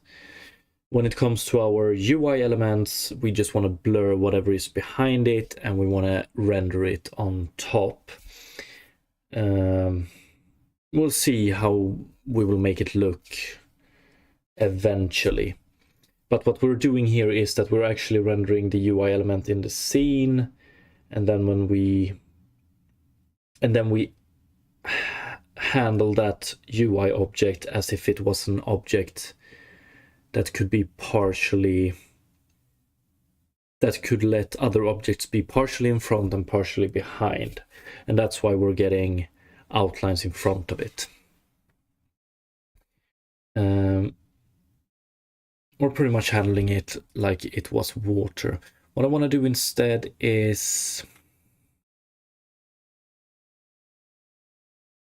we can simplify this one quite a lot.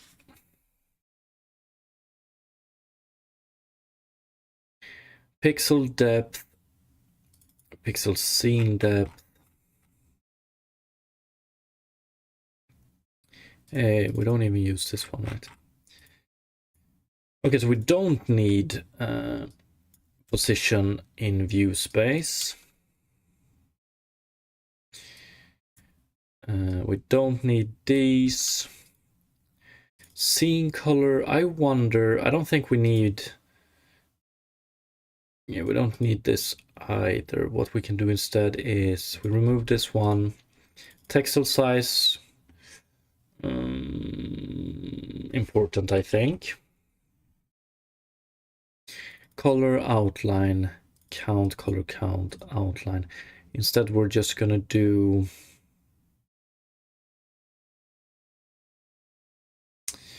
UV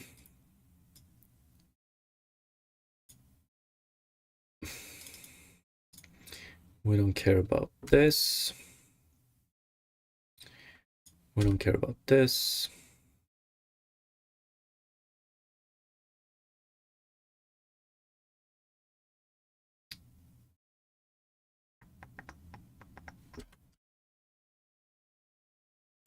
Actually, I think we're gonna do it like this.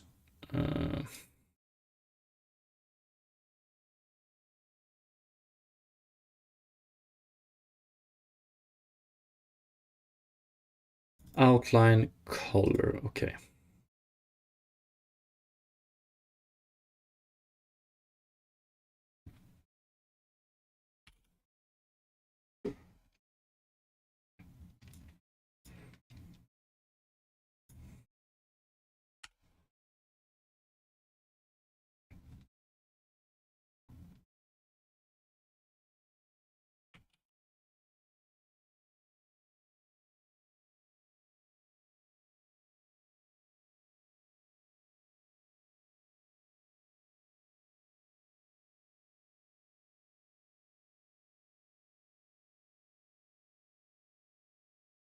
Mm.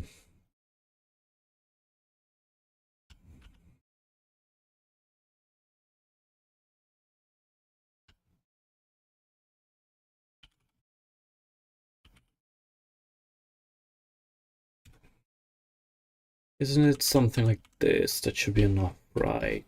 3 times 3, 9 elements. Yes.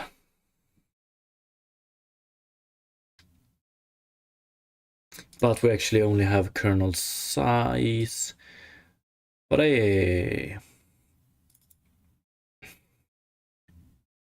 kernel size.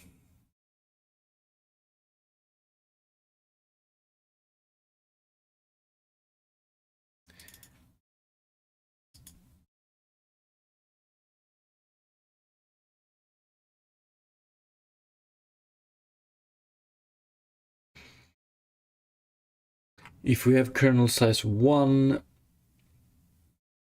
we go -1, 0, 1. So that's actually 3.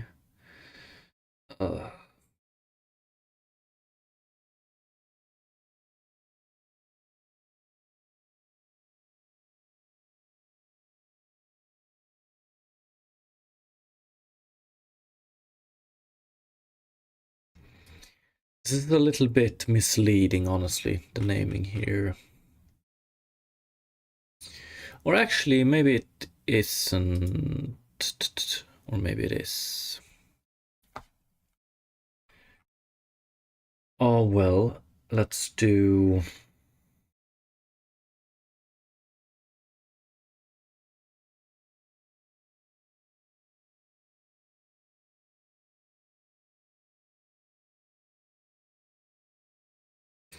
Two leads to 5, so I guess it's...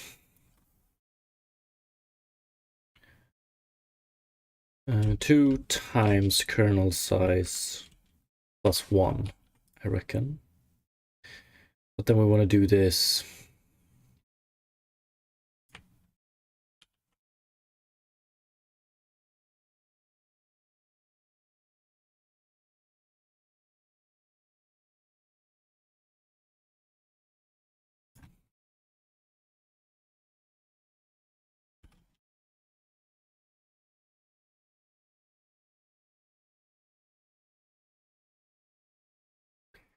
Something like that, right? And then we can just do...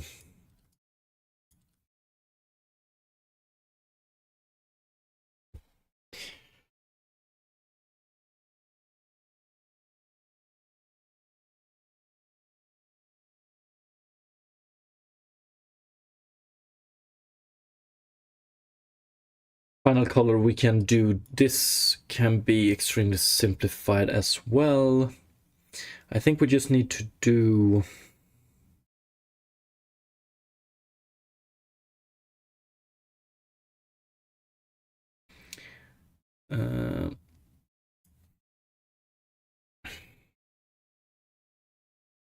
final color, reconstructed outline color.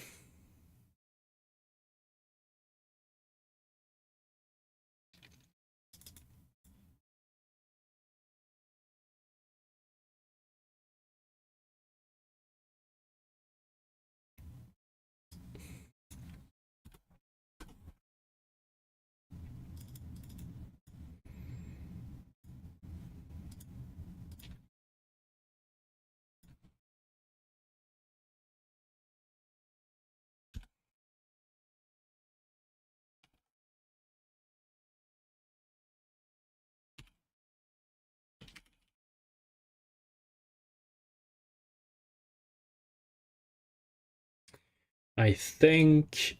And then what we finally return is blend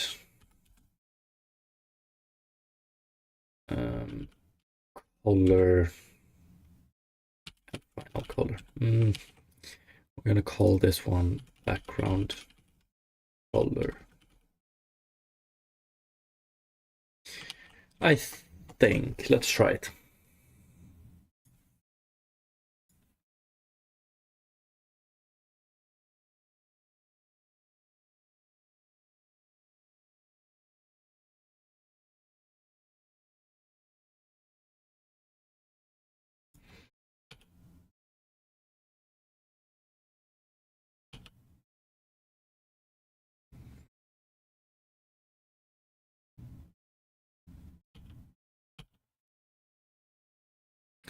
Okay, that's better.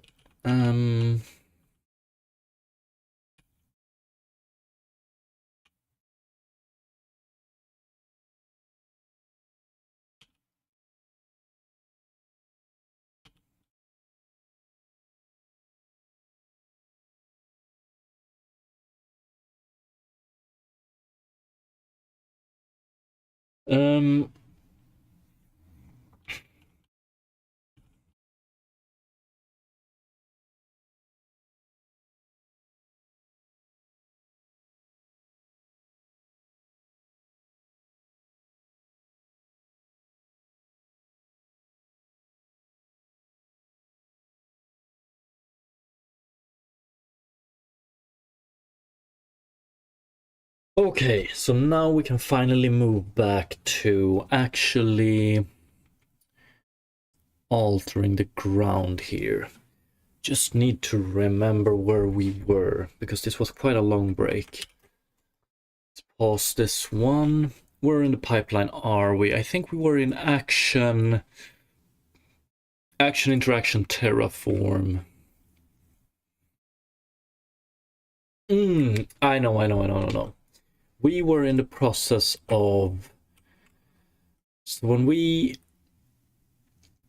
have a point marked here on our terrain and we do show info, we want to show all the information for this specific point. And previously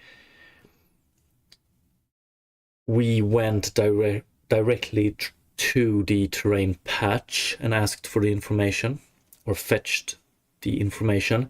This time around I want to go through terrain base, and terrain base should ask terrain patches. Like, all of the other objects shouldn't really know about terrain patch. Only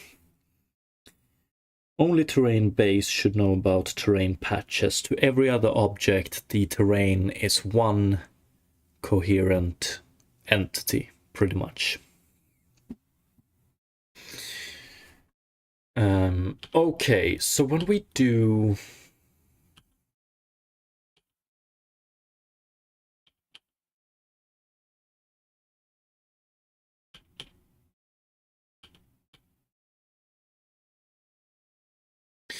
so the show information is our action interaction focus. We actually do have a position though, so we're just going to send this position into terrain base, and then terrain base will recalculate it as a local position and send it, fetch the information and send back that string, I reckon. We'll see. Terrain, we can start with focus, action interaction focus. Whatever we do here when we process something is what the fuck, we don't really do anything at all. No. Okay, focus, my bad. Focus is the action of focusing on something. When we actually put up the information, that's an interaction inspect. Start processing, action interaction routine. So we get the inspect text and we do it from interactable inspect, get information providers, select, get information. Yeah, so it's get information we need to implement, or terrain base needs to be a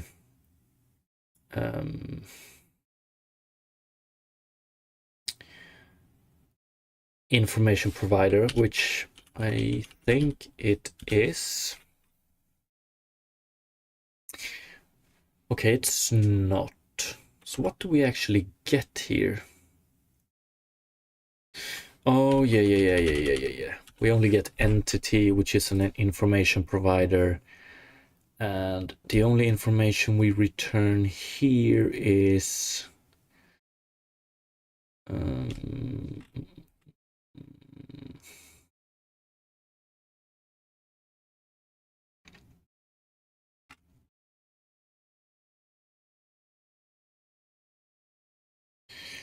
why do we have them down here?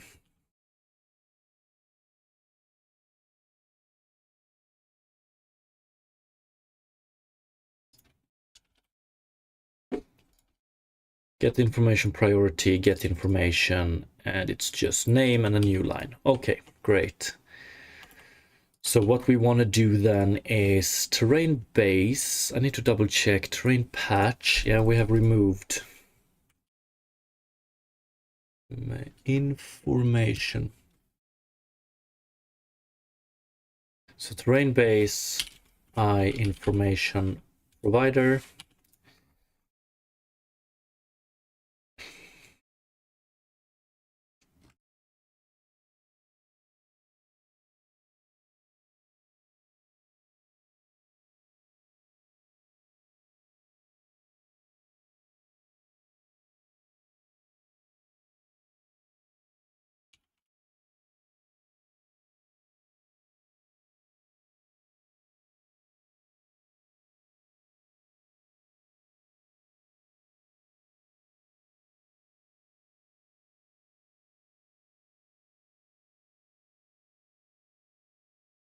Although I'm not a very big fan of having these as methods, but maybe that's better. Get information.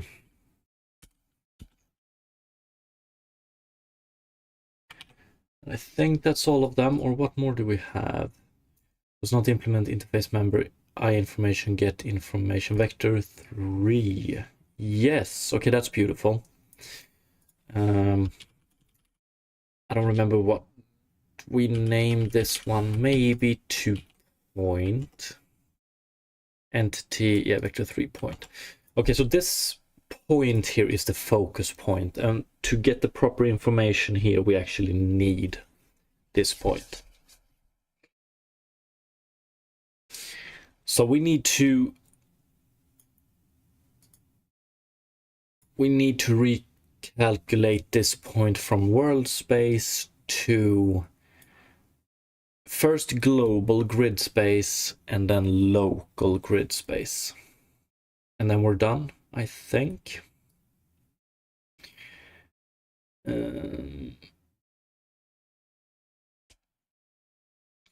Not entirely sure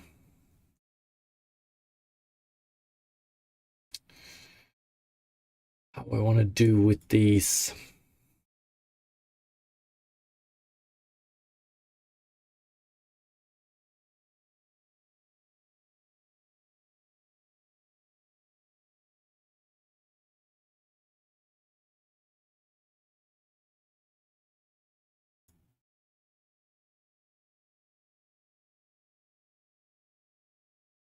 We have a few weird constraints on our terrain patch textures, which we are gonna have to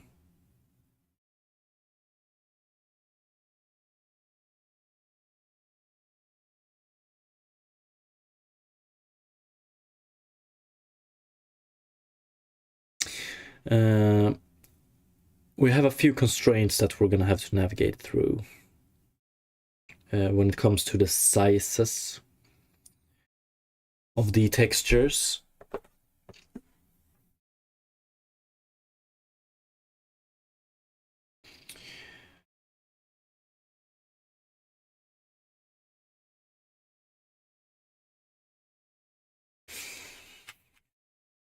We have gone through so many versions of this that I don't really know. Let's see here.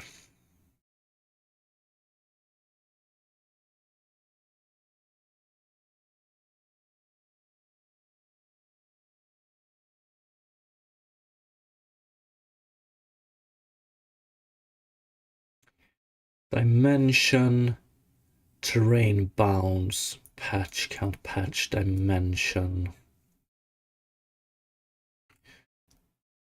Oh yeah, and we have varying grid sizes per data as well. Very important. That's a pretty great improvement we did recently.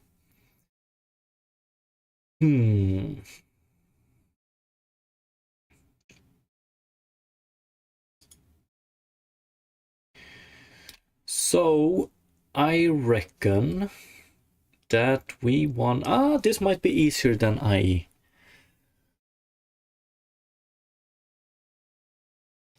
we get a world, we get a point in world space. Dimension here.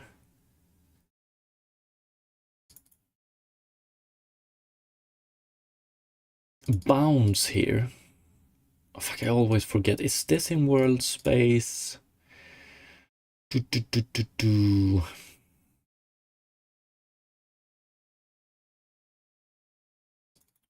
guess it's up to us to define that. Transform position.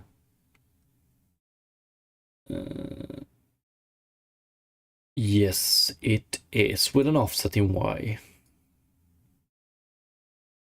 Okay, that's great. Great, great, great.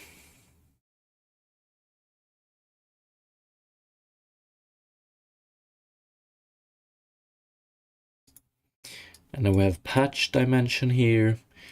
So we can pretty much just take our position in world space, X and Z, and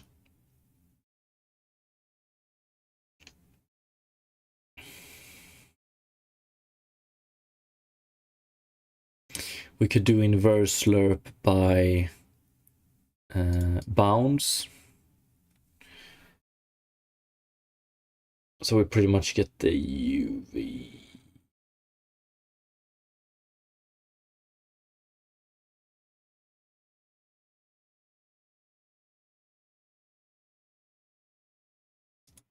Yes, we get a value between 0 and 1, and then we multiply it with patch count minus 1, which means that we get the patch indices, and then we do the same for terrain patch, I reckon. Do we have bounds here?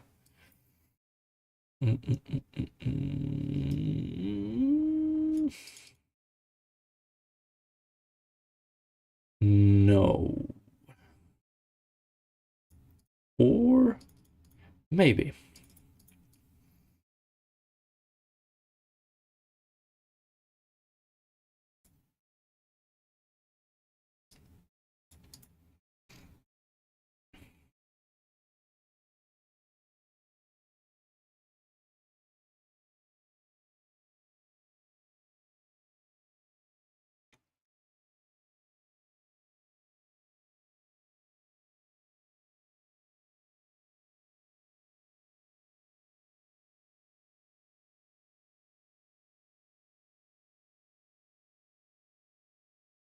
Yeah, we don't even have this anymore.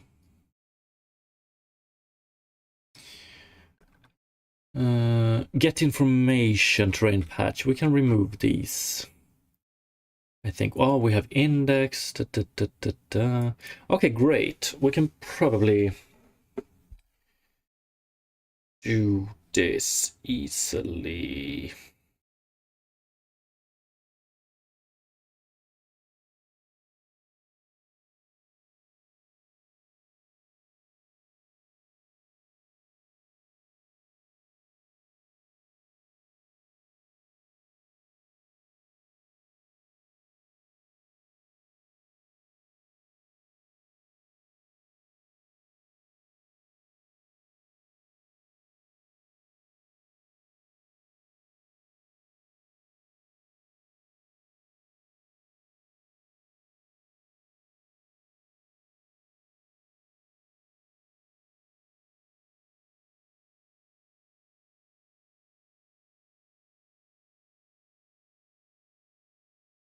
Okay, so what I want to do now is terrain base.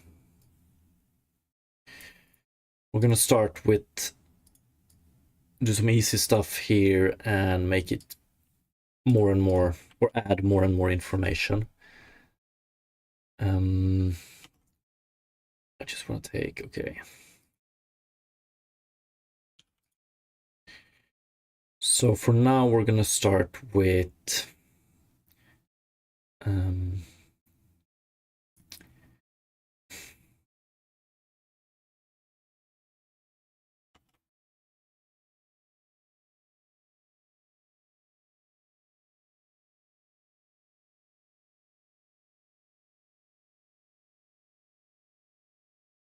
turn,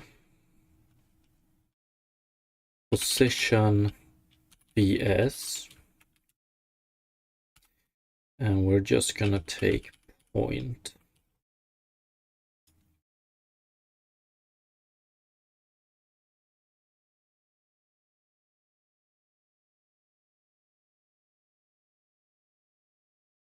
And then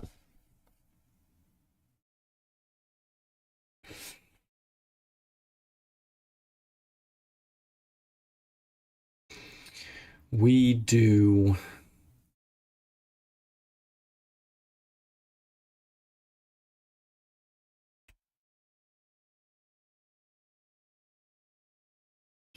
I'm going to do position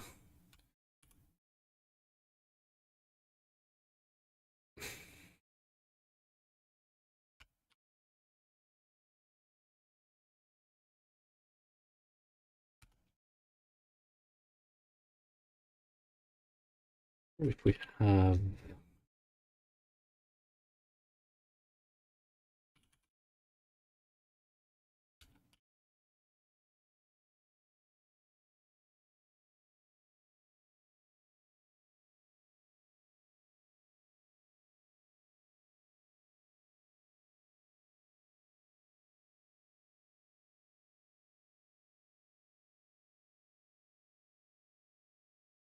and calculate a lot of shit here. So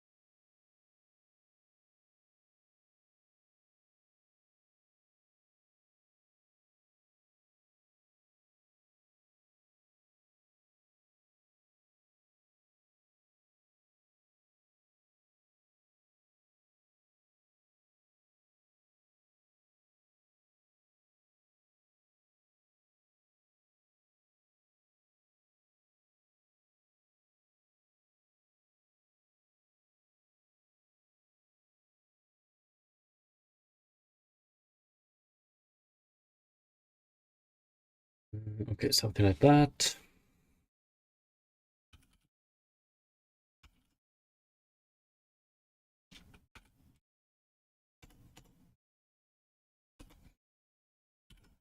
Let's just start with these two. I want to see if this is roughly correct. It's going to be hard to double check though, but yeah, let's see what we get.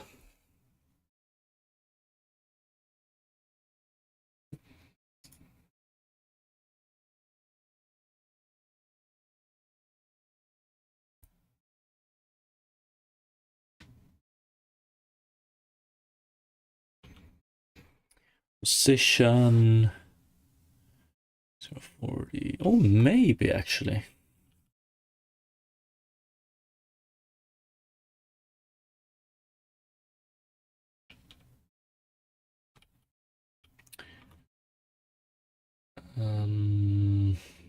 Character 1080, 152. 142. Okay. 5.20. Okay, that's roughly correct. Position terrain normalized.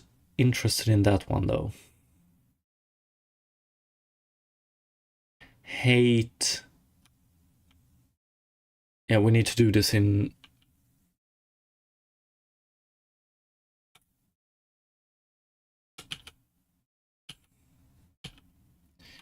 We need to update this in a different place. We have this lagging going on. I want to do it in the equivalent of late update then, I guess. But so we run towards this center here, and we're at 0 in the normalized coordinates.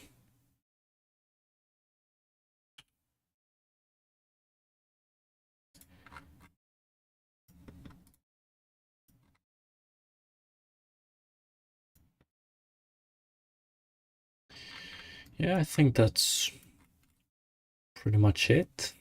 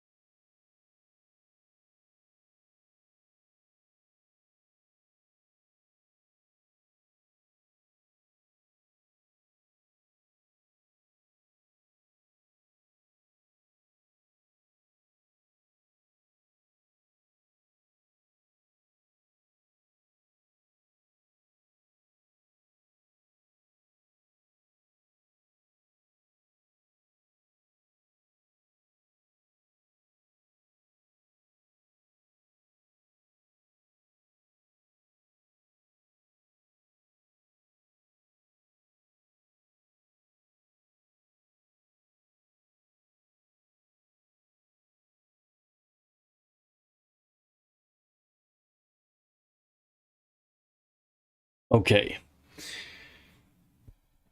So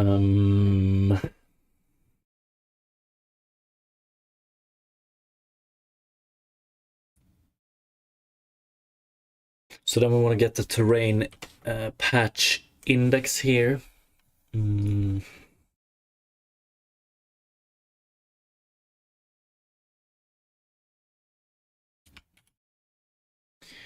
Vector 2.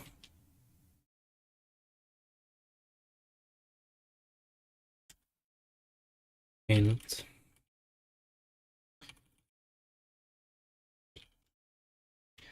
Terrain patch index.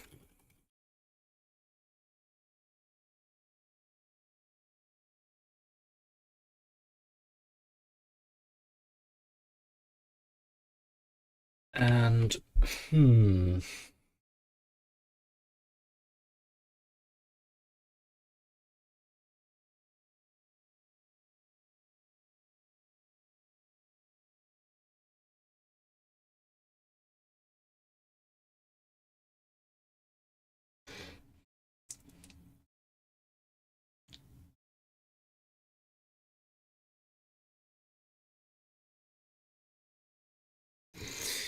it was a IPO. That to do directly on GitHub is neat. Yeah, I love it.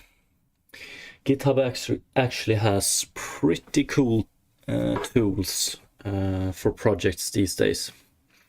You can even have a Kanban board.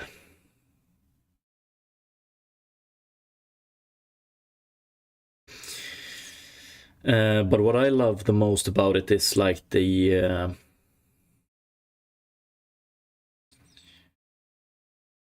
how issues and commits and stuff like that work together.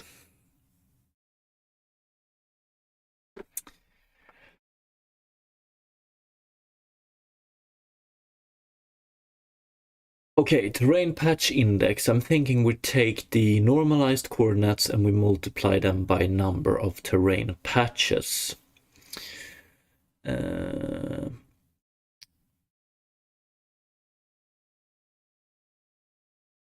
I just wonder what will happen with...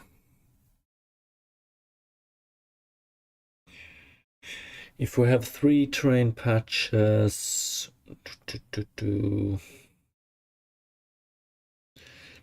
Yeah, I think we want to do...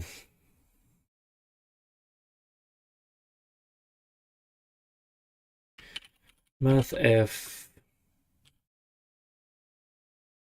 Do we want to have floor to int?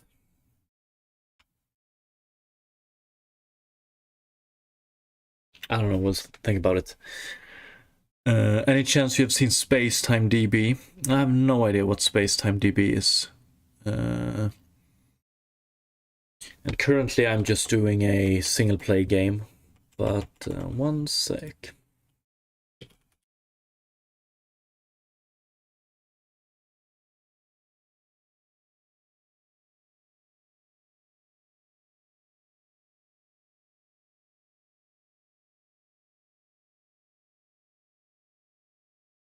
Actually, now when I think about it, I think I have seen Spacetime DB being mentioned somewhere. I just can't place it.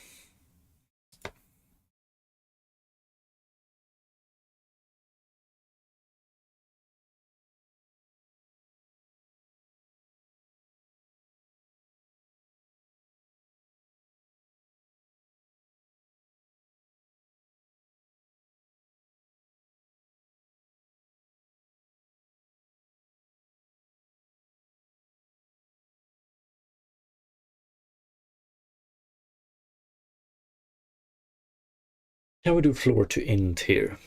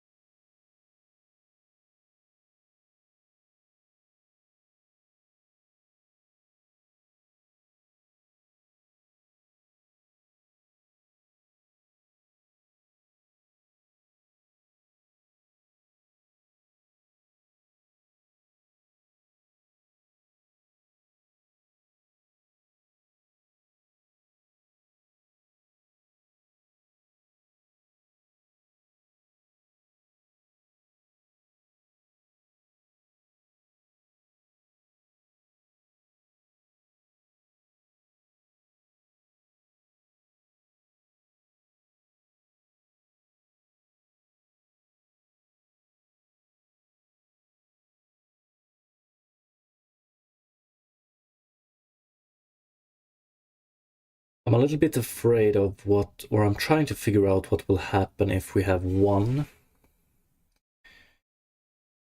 So our terrain normalized coordinate is 1, and we multiply it with...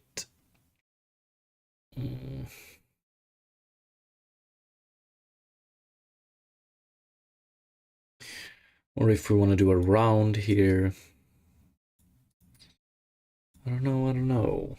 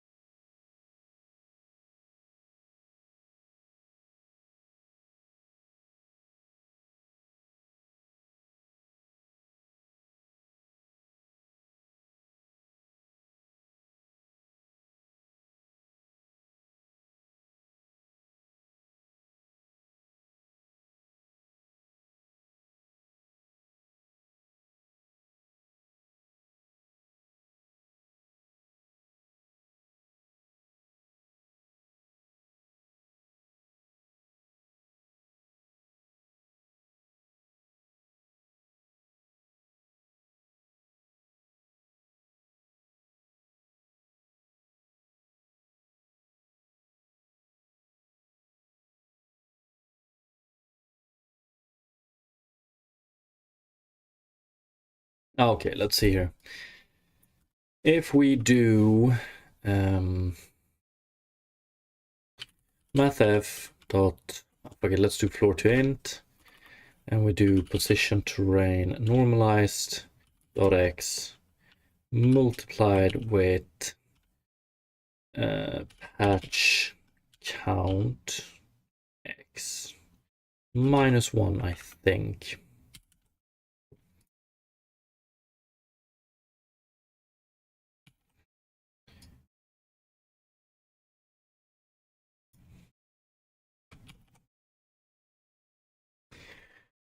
Terrain patch index. What happens if we have 0, we get 0. That's good. But if we have 1, then we get floor to int. If we have 1, we do get the last terrain patch, but that's pretty much the only case where we do get it with this.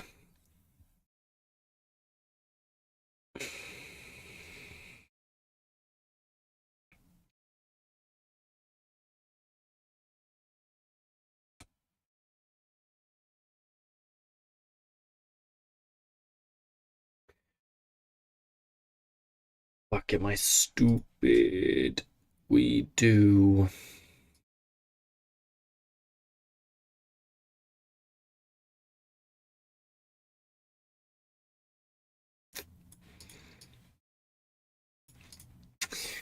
we could do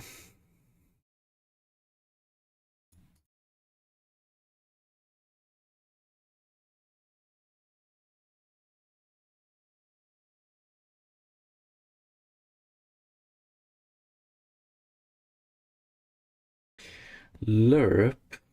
Would that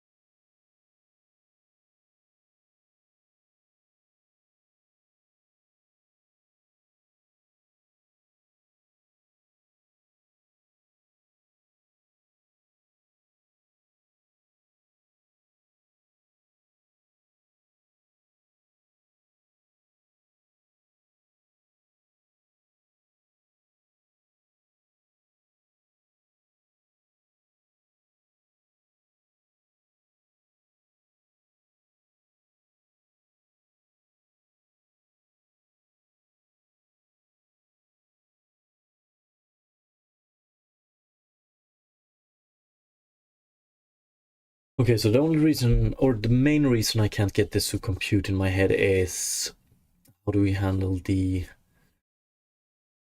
1 if we have a normalized coordinate that is 1. If we do round to int, I'm afraid that we don't get the exact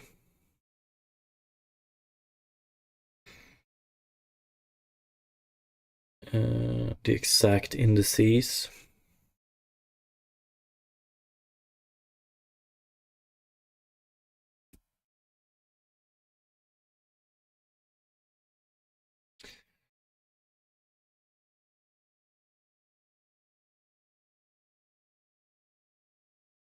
Okay, let's do it without -1 here.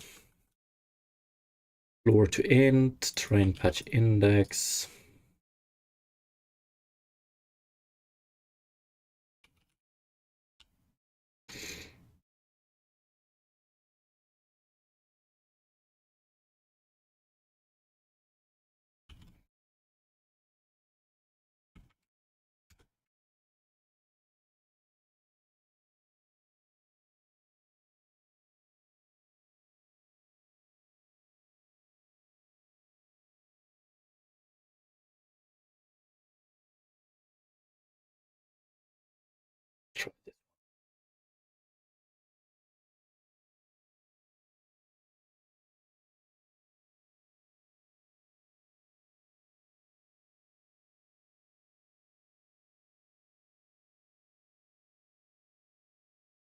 1, 2.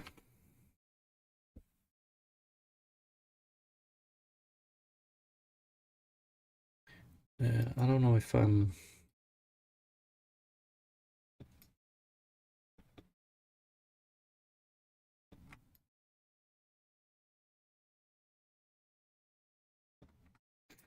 Terrain patches index 1, 2. 0. Oh, actually, maybe. Is it this one? Yeah, it is. So what do we have? 1, 2. So X, 0, 1, Z, 2, because we have 0, 1, 2. Okay, that's beautiful. I want to see what happens if we run...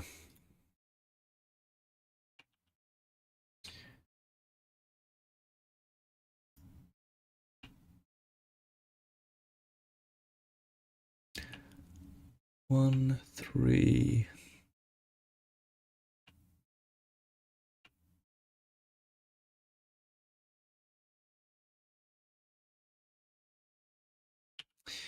Okay, this might actually work.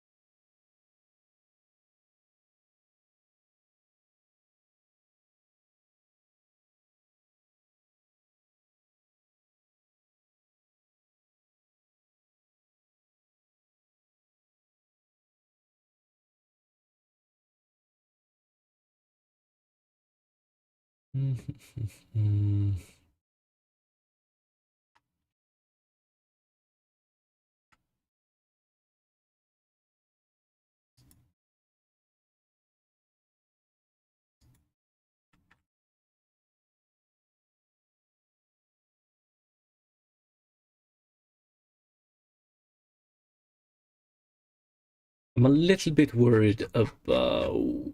We have it. The fact that we can do this. So this one, we're 1, 2, but we're also in 3.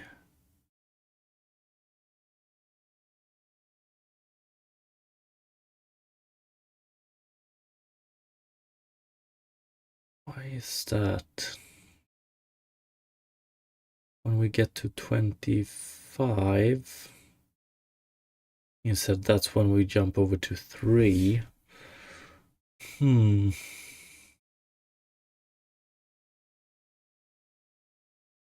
That's not entirely true though. But actually, yes.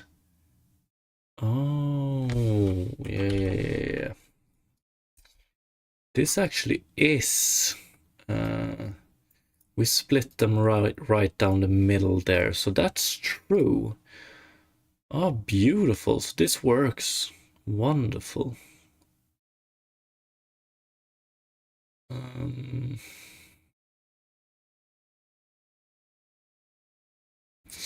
We need to handle this, though, in the future.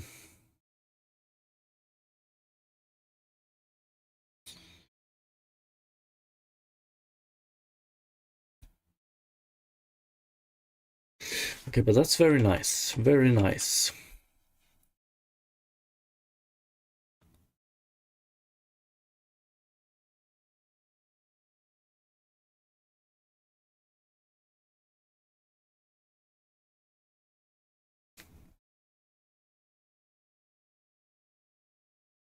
Okay, what do I wanna do after this? What more information? Yeah, now we want to get the... We want to get the correct information. I do wonder if Rain data container. Rain data container. Value. We should be able to get value by UV as well. I thought we had that, but maybe not. Texture container, can we do it here?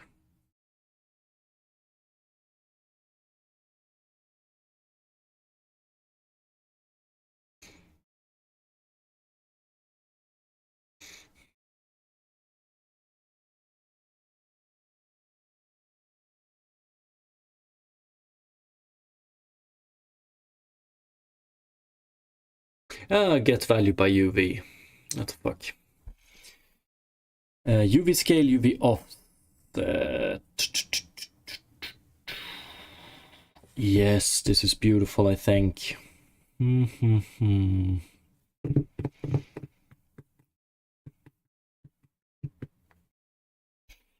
scale, UV offset.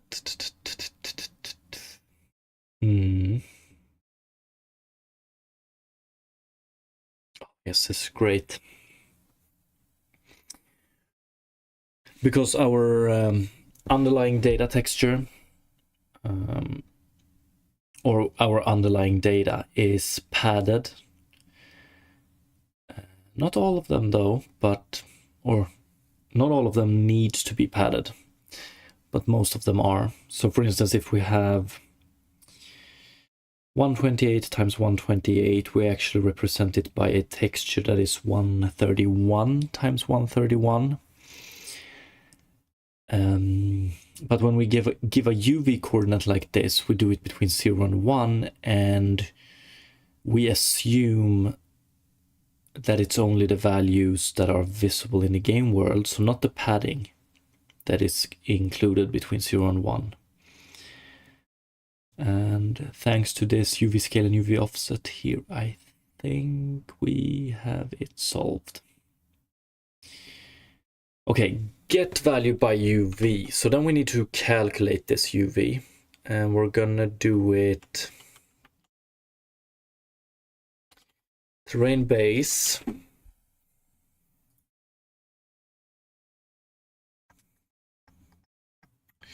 Terrain patch index, position terrain normalized. We're gonna do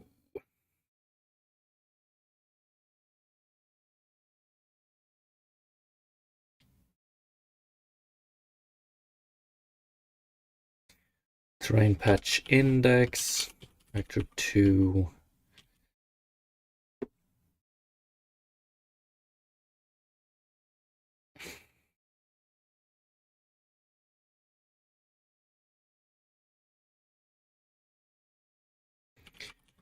terrain patch UV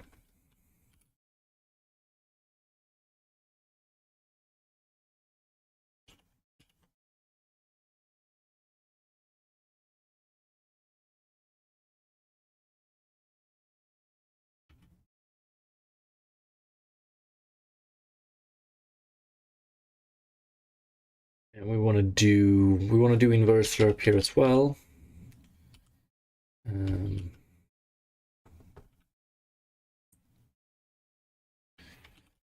And we want to do it between terrain patches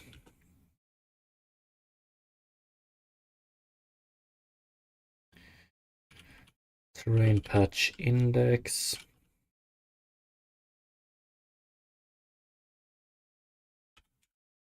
dot x. But this is ugly as hell. Let's take terrain patch index.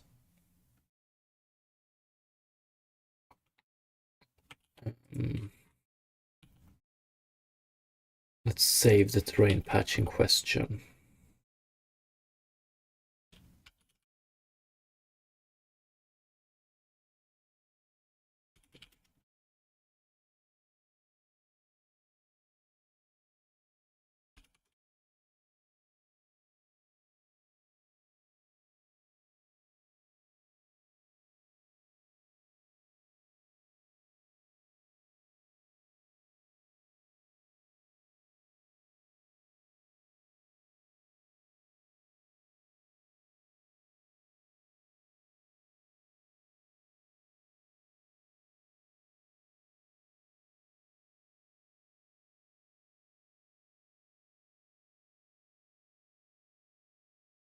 Yeah. Something like this.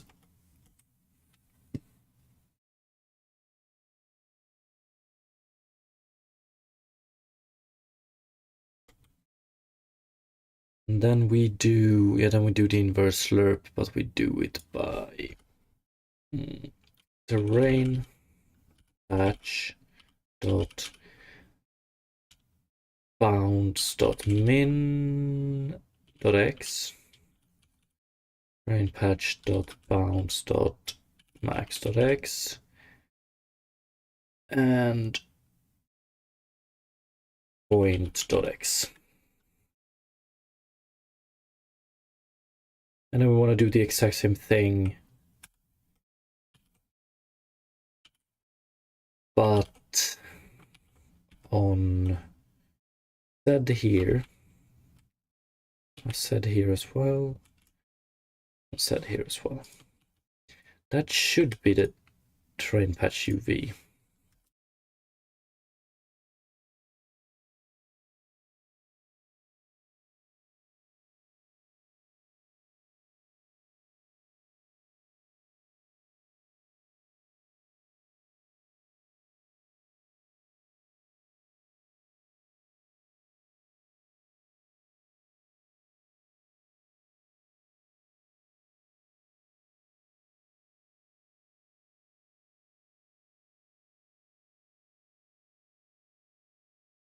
We're probably going to put all of these things into their separate methods, or into separate methods, because I'm pretty sure we're going to reuse it a lot. So all of this information. UV, I think it looks good.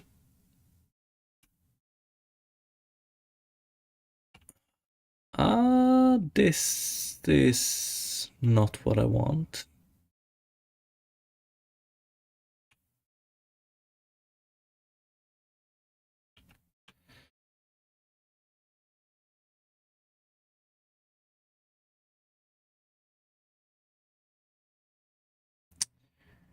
Doesn't really make...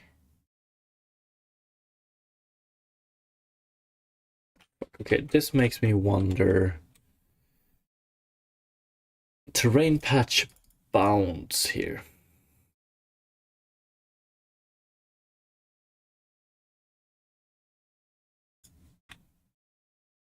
Terrain patch. Mesh filter mesh bounds. Yeah, don't think...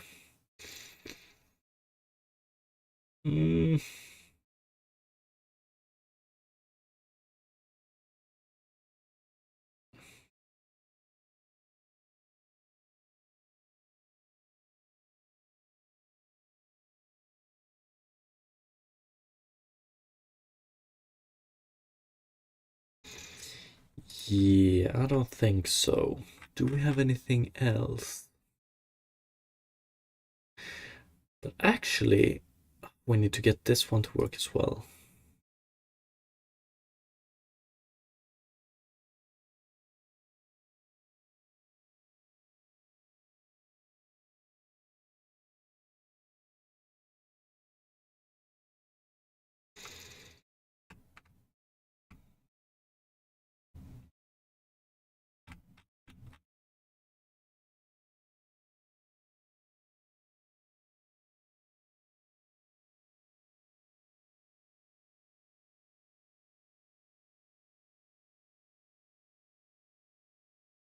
Okay, now the problem is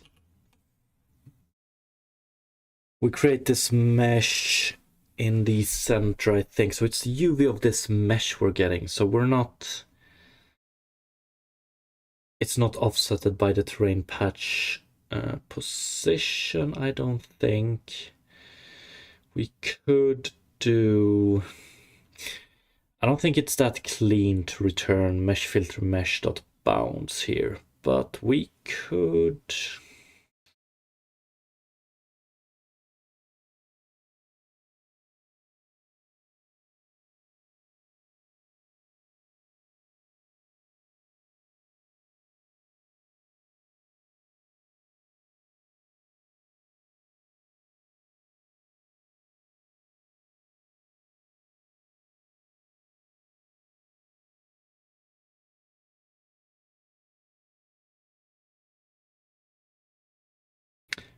probably just return transform.position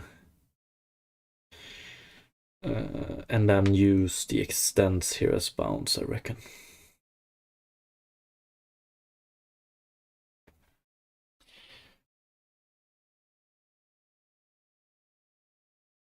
Bounds is a struct, right? I think. Let's do transform.position and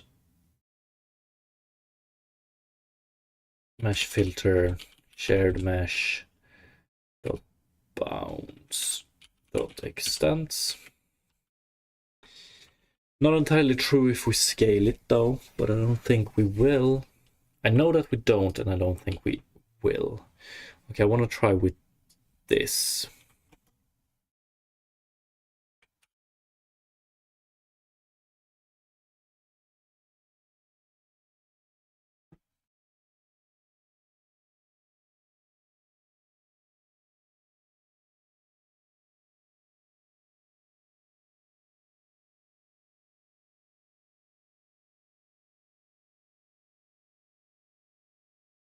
Whoa, are we actually using this one somewhere else?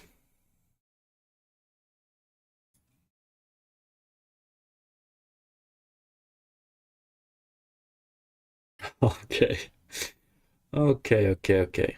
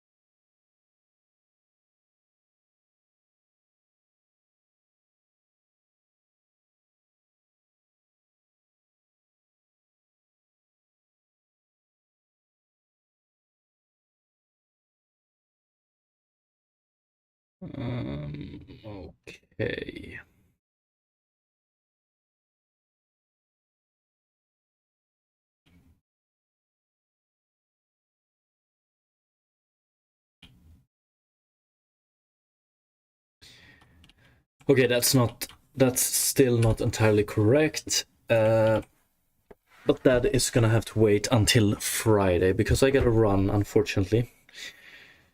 But I'm just happy, very happy, that we finally got. Where do we have it?